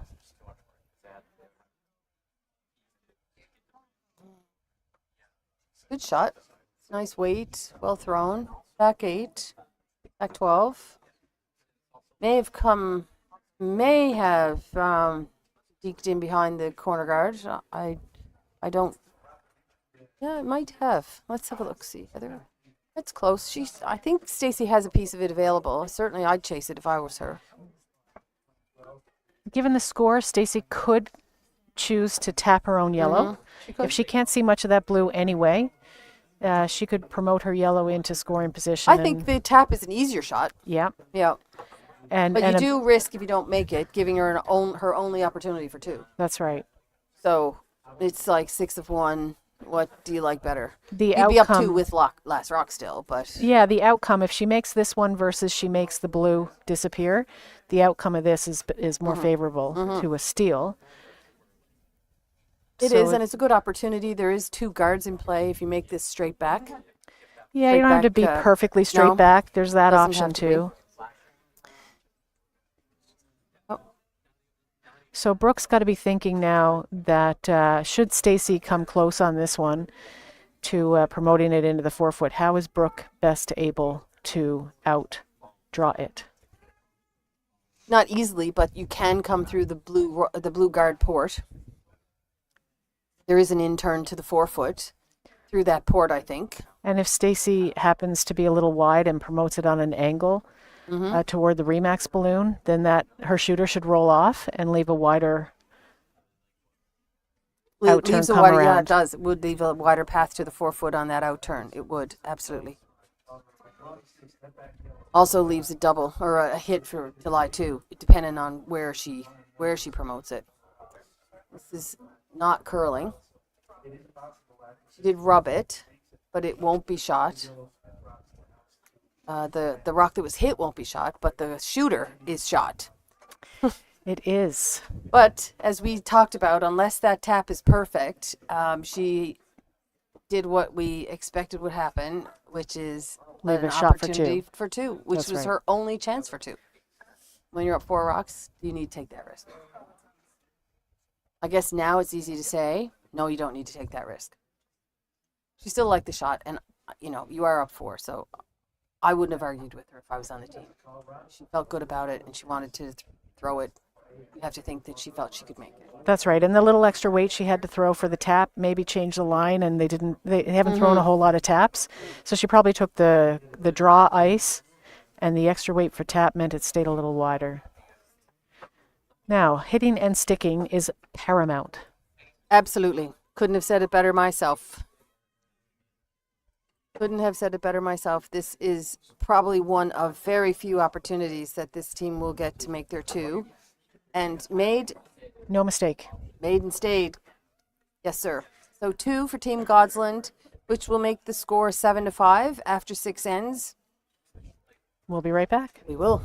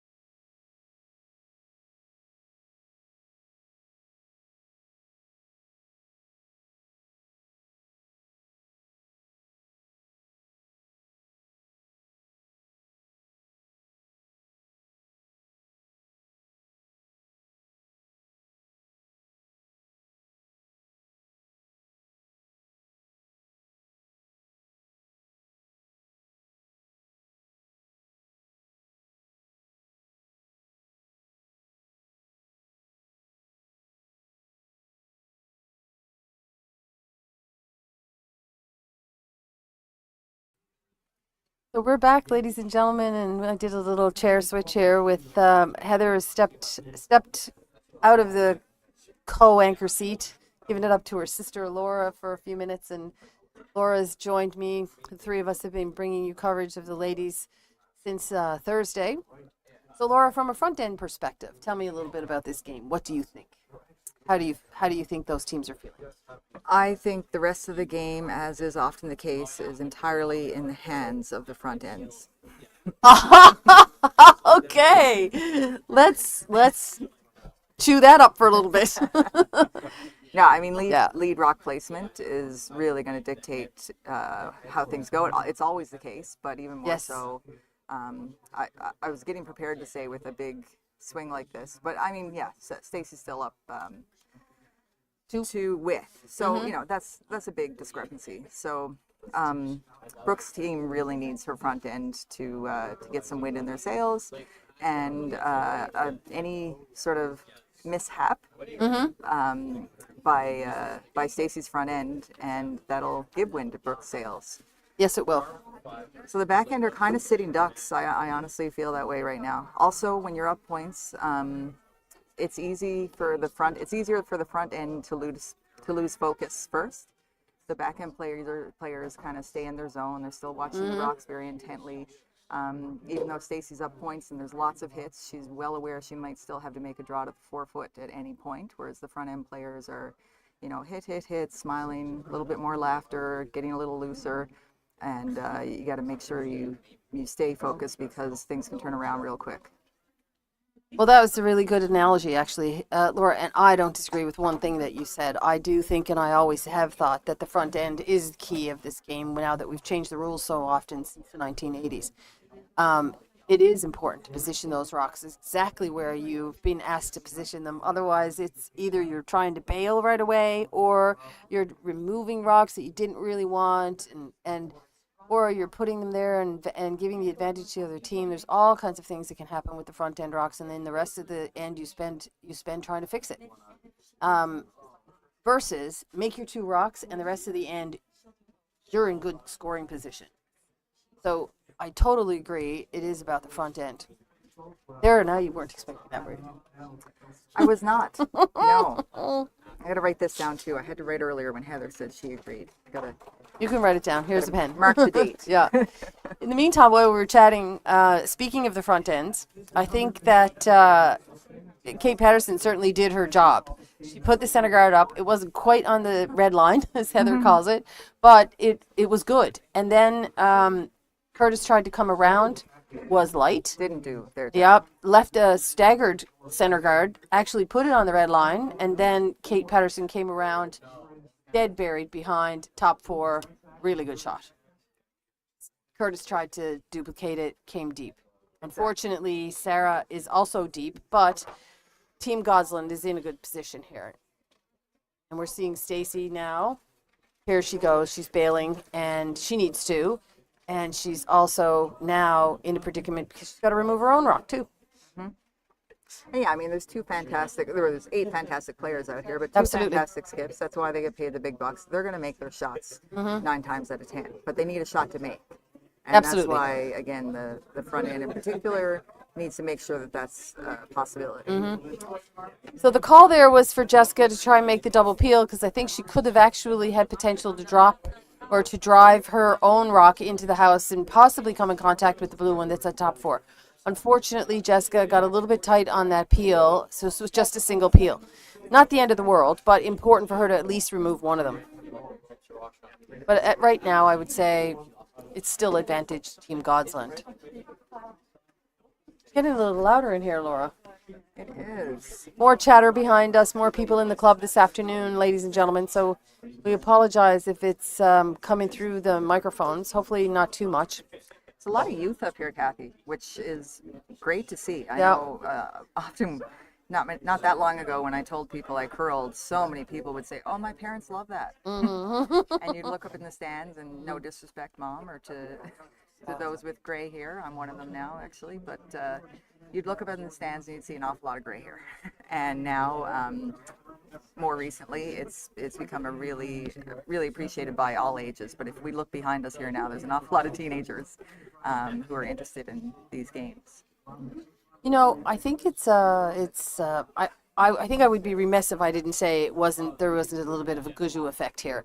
I mean, Brad's success over the last few years has really highlighted the fact that curling is a doable thing for Newfoundlanders. You don't need to be in Toronto to curl. You don't need to be in the hotbed of curling to curl.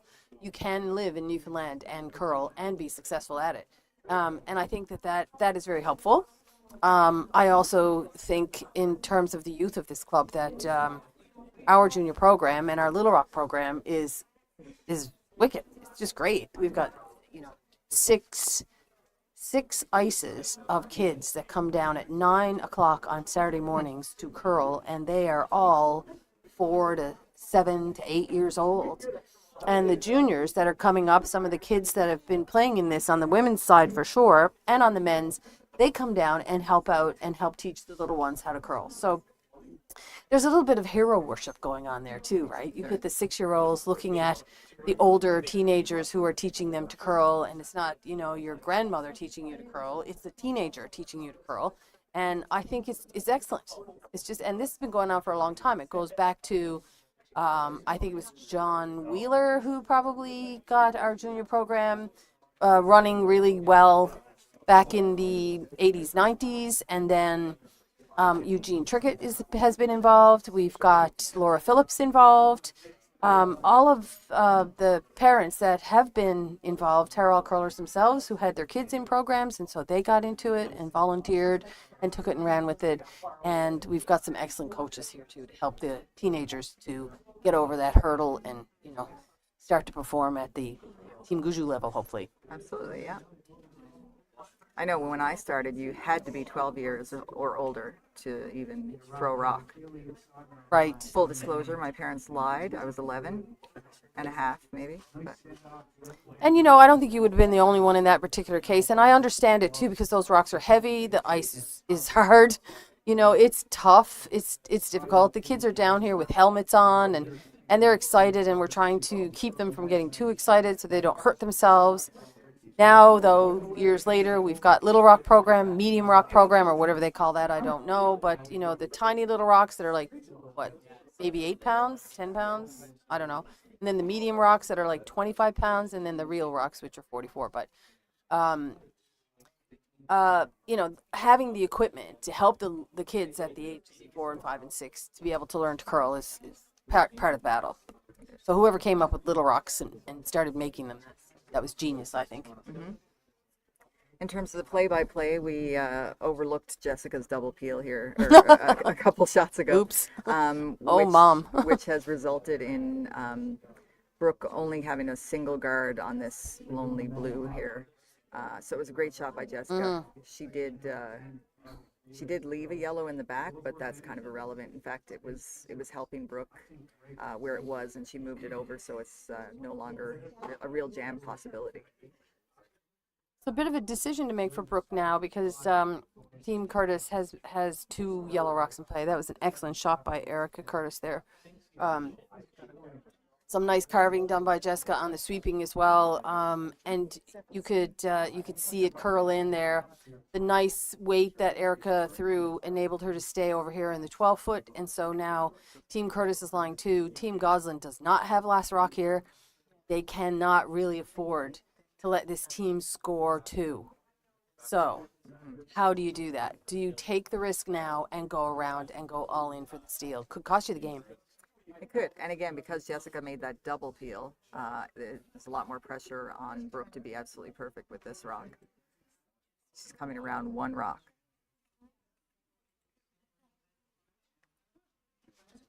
So for viewers wondering, also the men's game is tied up 4-4 after 6. They too are playing in the 7th next door. Team Simmons just got their 2, so Team Smith has last rock. Talking about front end again, this sheet looks a lot more sweeper friendly, we'll say. I think so. Than this morning, yeah. Absolutely. And by that I mean sweepers feel like they're making a difference. They are able to carve it more and and drag it further. I think safe to say here with Chuff from Brooke that she is really struggling with draw weight here today. Heather or Laura, sorry, she's thrown a couple in deep, really deep, and she's missed a couple of opportunities to capitalize on points, and that one was just short. So I'm not really sure that she has a really good feel for draw weight today. That's really unfortunate. She's double guarded. It's now neither one of them is promotable. You can't play a run back, and so Stacy's looking at it and saying, I may as well go in. Yeah, may as well go in. This is Heather now. It seems like it's an important enough time for me to interject. Okay. Front ends are done, eh? I will go on a limb here. I don't have a horse in the race, so it doesn't matter, and I'm here to give my opinion.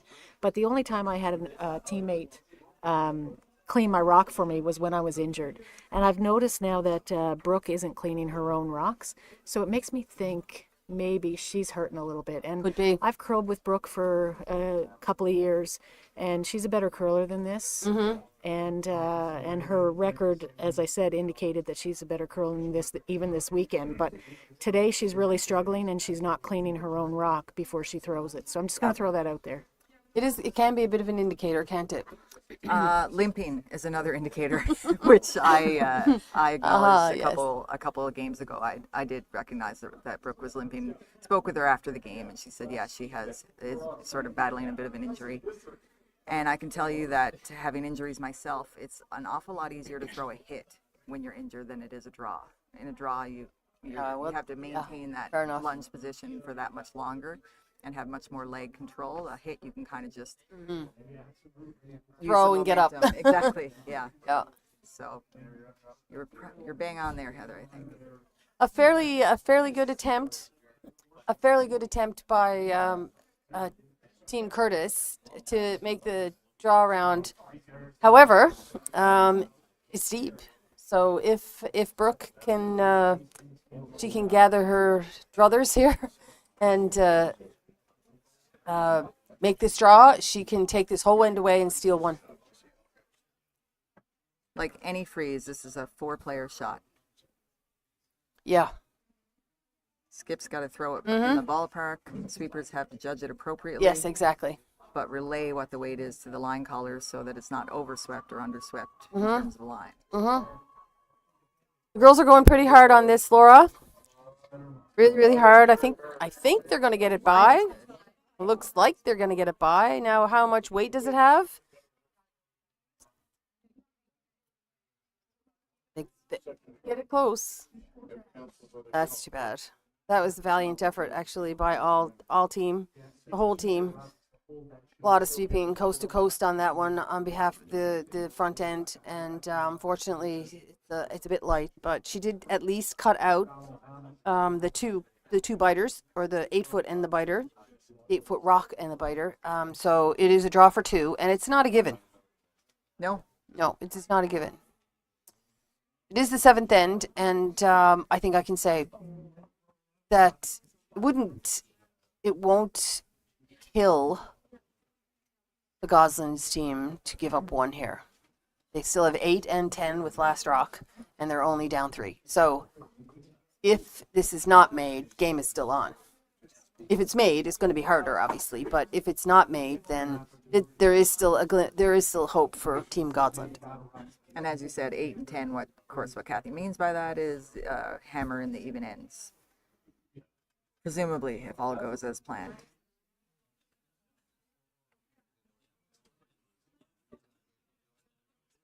And I forgive you for calling me Heather, Cathy, because I heard you call Heather Laura, which is such a rarity. Well, if it's any consolation, I call Jessica Jenny, and I call Jenny Jessica all of the time. And then I have Jennifer, Jessica, and Jeffrey in the house. So you can imagine how many times I get it wrong. Fair.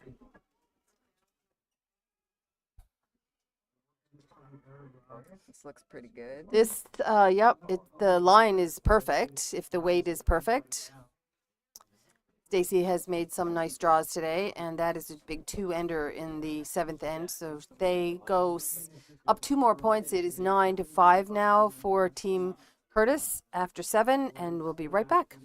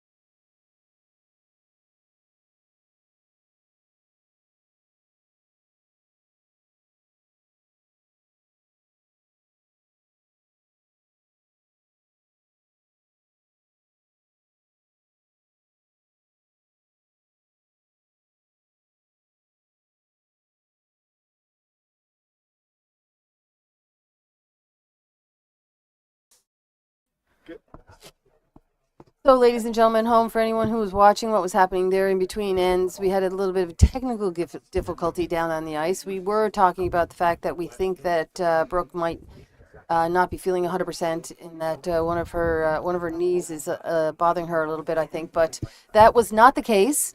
It was something going on with her shoe, and it seems to have been rectified. So Yes. there is no need to worry or panic. We are not A minor wardrobe malfunction. And a minor wardrobe malfunction, exactly. That's right. This is Heather, by the way. I'm back, and I was monitoring the online stats, and there was no spike in the viewership when Laura was here, so I'm comforted by that. You're comforted by that? I'm happy to be back. I'm happy to have you, and thanks to Laura for coming on in there and giving her front end perspective, which I think I frightened her when I agreed with her and wholeheartedly. But there's no arguing with that. With the way the game has evolved over the last few years, Heather, the front end position and the lead position is so important in this game now. Yeah, no, lead rock placement, lead input is and sweeping judgment and sweeping effectiveness and second as well is so important. And I'll also say, as having skipped in this position last year. I was out there a year ago. Yes, I remember it well. Busy losing this provincial final. I will say that your brain as a skip starts to fry at a certain point, and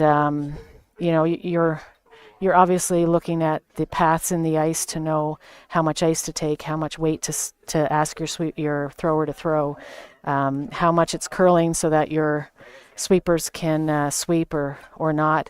And then you're also watching all your opponent's rocks in order to know whether they hit their broom, whether their rocks are curling, and the whole strategy side of things, what shot to play next, what shot you're leaving left with after you make that one or whatnot. So yeah, you rely on your front end then to kind of amp up the intellectual aspect of their efforts as the game gets deep. You do. You absolutely do. Speaking of which, unfortunately for Camille, she was asked to peel her own rock. And, this is not the forte of a lead, not certainly in this day and age. It would not be unusual for the leads of today to not throw hits through 10 ends. And because her first rock, which Stacey would have wanted in the top 4, didn't make it to the top 4, Stacey then asked her to remove it. Unfortunately for Camille, she flashed, even though we don't like that word. She did. And so a lot of rocks in play right now. Not a friend of Team Guju, or Team Curtis, sorry. That's right. Yeah, no, anytime there's rocks in play and you're down points, you're happy regardless of where they are. And so Team Godsland does have hammer here in the 8th end. They have guards in play. And so Curtis realizes this and is trying to remove one of those rocks that's in play, even though it's her own stone. Yeah, I think so. And she's asked Jessica to throw an out-turn peel, remove her own yellow rock. Let's get this out of the way. So when we start to peel the blue ones, we're not encumbered by it. And that was mission accomplished by Jessica Wiseman. And that said, there are 2 very high corner guards, center corner guards, I guess you'd call them, in play for the blue team. And now that needs to be improved upon. So we're going to be asking Sarah McNeil-Lambswood to come around both of those. Top 12 maybe. Wouldn't really matter if she was in the rings. Even if she's short of the rings, exactly. A third guard there is not a bad thing.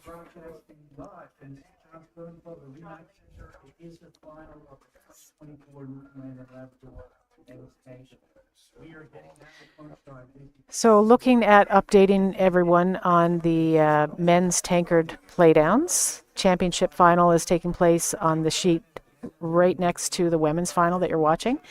There was a steal in the 7th end by Team Smith, and that has meant that they've gone up 5-4 after 7 ends. So by Team Simmons. Sorry, by Team Simmons. Yeah, Team Simmons stole. So Team Simmons stole 1 in the 7th to go up 5-4. Team Smith has hammer in 8, down 1.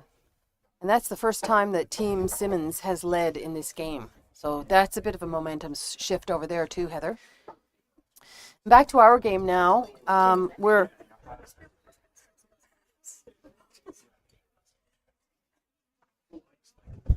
We did have a successful draw around those corner guards to lie 1 completely buried. Jessica Wiseman is going to be called now to remove one of these corner guards. They're not playing the double by the look of it because it's a tough one.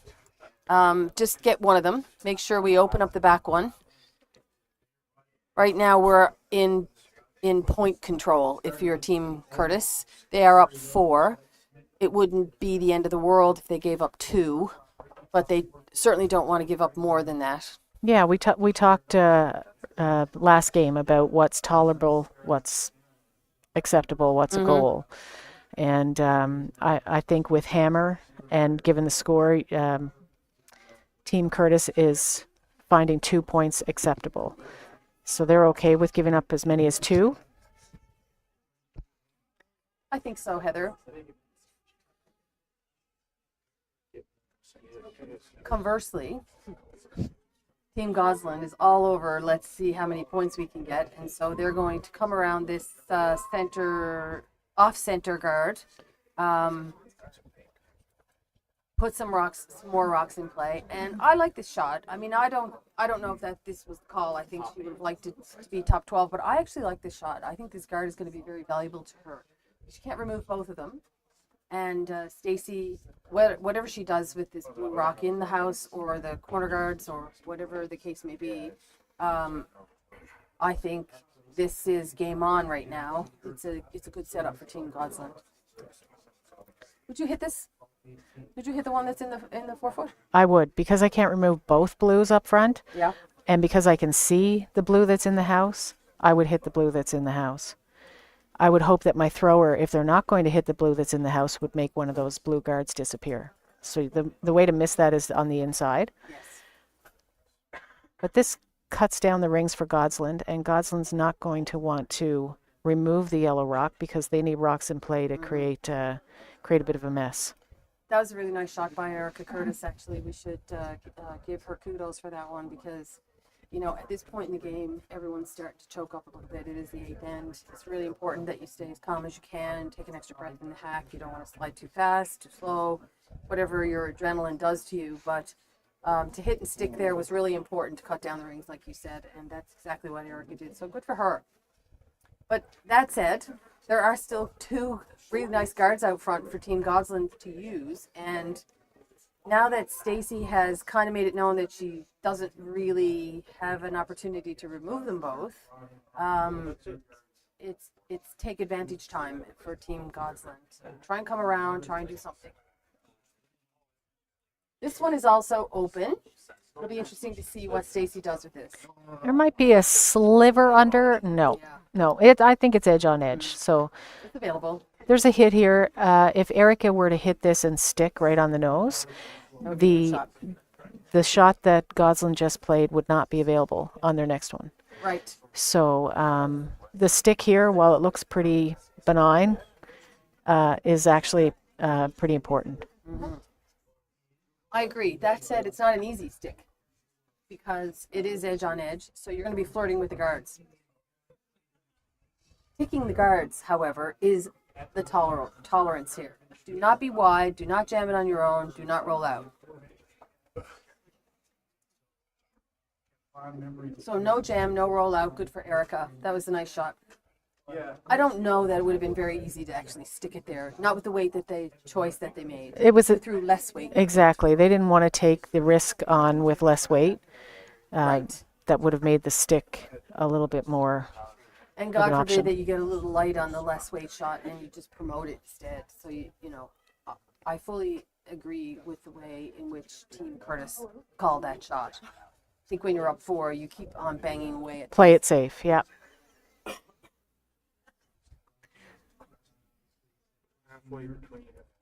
Unfortunately, Aaron's draw attempt is a bit short. I am not sure if the concentration level on behalf of Team Godsland has slipped a little bit by the look of it. But you know, I mean, that's a big assumption to make based on one miss. But this is a really important time for the girls to take an extra second. Yeah, and I mean, a miss can happen at any point, but you like to think that your draw weight isn't very elusive by the time you've reached the 8th end of a game. And if you aren't going to make a draw, you don't want to miss it by 20 feet. You know, you want to be in the ballpark. Short would have been okay if she had made it to the 8-foot. Maybe you could count out one of those yellow ones. Mhm.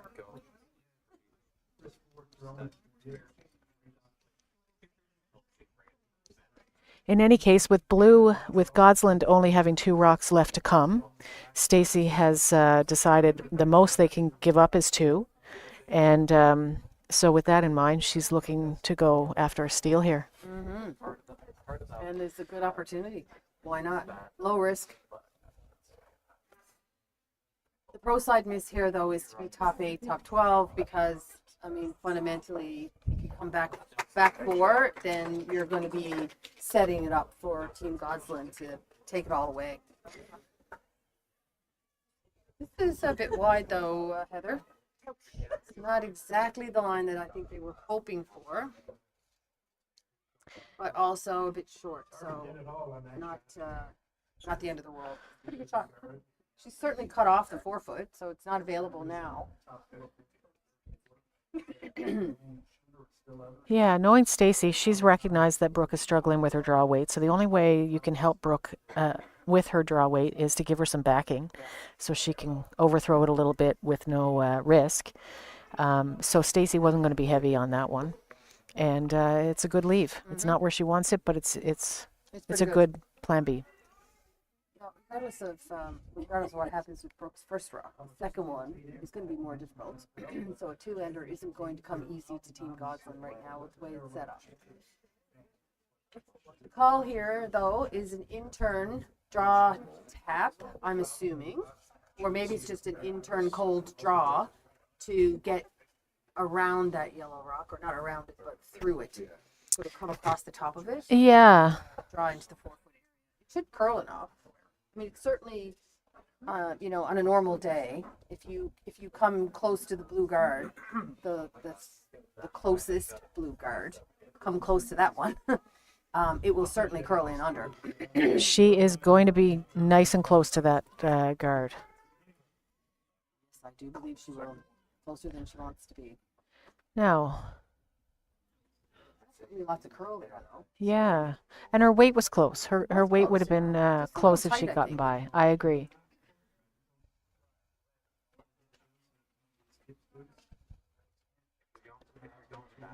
So the 2 is no longer on the table for Team Godsland. The most they can score is 1. So Stacy is looking at how to make that the most miserable 1 for Brooke, and or how to really put this game away. Well, right now the draw to the 4-foot is not easy. She just threw this, so I think very wise of Stacy to come over and plug this hole or come in this way herself. If I was Stacy, I might be looking to leave this parallel with the other 2 yellow rocks that are in the top 8-foot region. That makes the draw to the 4-foot that much harder, but also doesn't give Team Godsland anything to draw to and lots to have to negotiate around. Yeah, forces Brooke to the other turn, the other side of the sheet. Yep, exactly. And at this point, Brooke cannot afford to give up another point. So she has to figure out a way to get 1.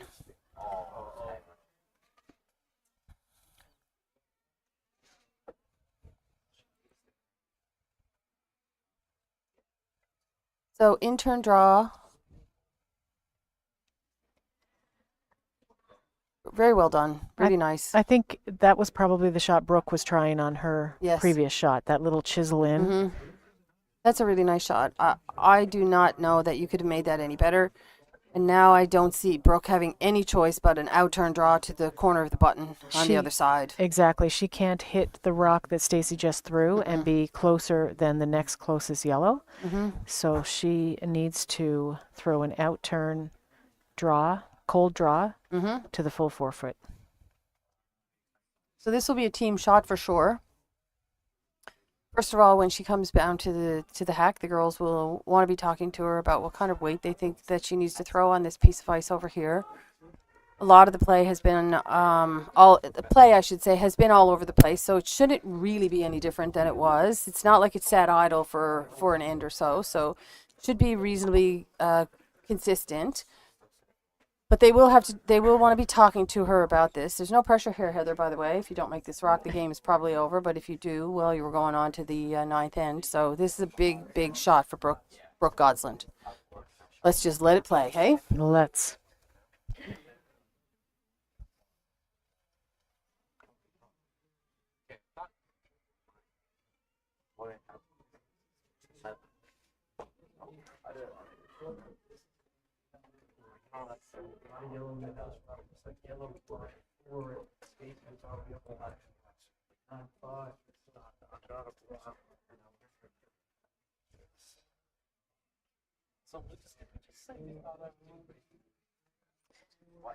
That's kind of indicative of the day. It is certainly the Brooke indicative of the Godsland. day, and you can see the clearing of rocks and the stripping of Velcro off of the gloves of the Godsland team. Handshakes. Yeah, We have handshakes a for everyone. champion. We do have a champion. Congratulations to Team Curtis. Defending champions. Yes, they are. Stacy, Erica, Jessica, Julie, Camille. Congratulations, ladies. Well done. Good job. Good luck in Calgary. We will be watching. Coach Eugene Trickett, a little shout out to him. Mm-hmm. And certainly no doubt in the minds of anyone watching or playing that game who the better team was there this afternoon. Totally, absolutely. And before we go, thanks very much, Heather, for joining me, and Laura for joining me with the coverage of the ladies' provincial finals. And please, ladies and gentlemen, very quickly go over to the other stream and watch the end of the men's game. It is eighth end. There's still lots of play over there, and it's a very tight game, very exciting game to watch. Good night, everyone, and thanks for viewing.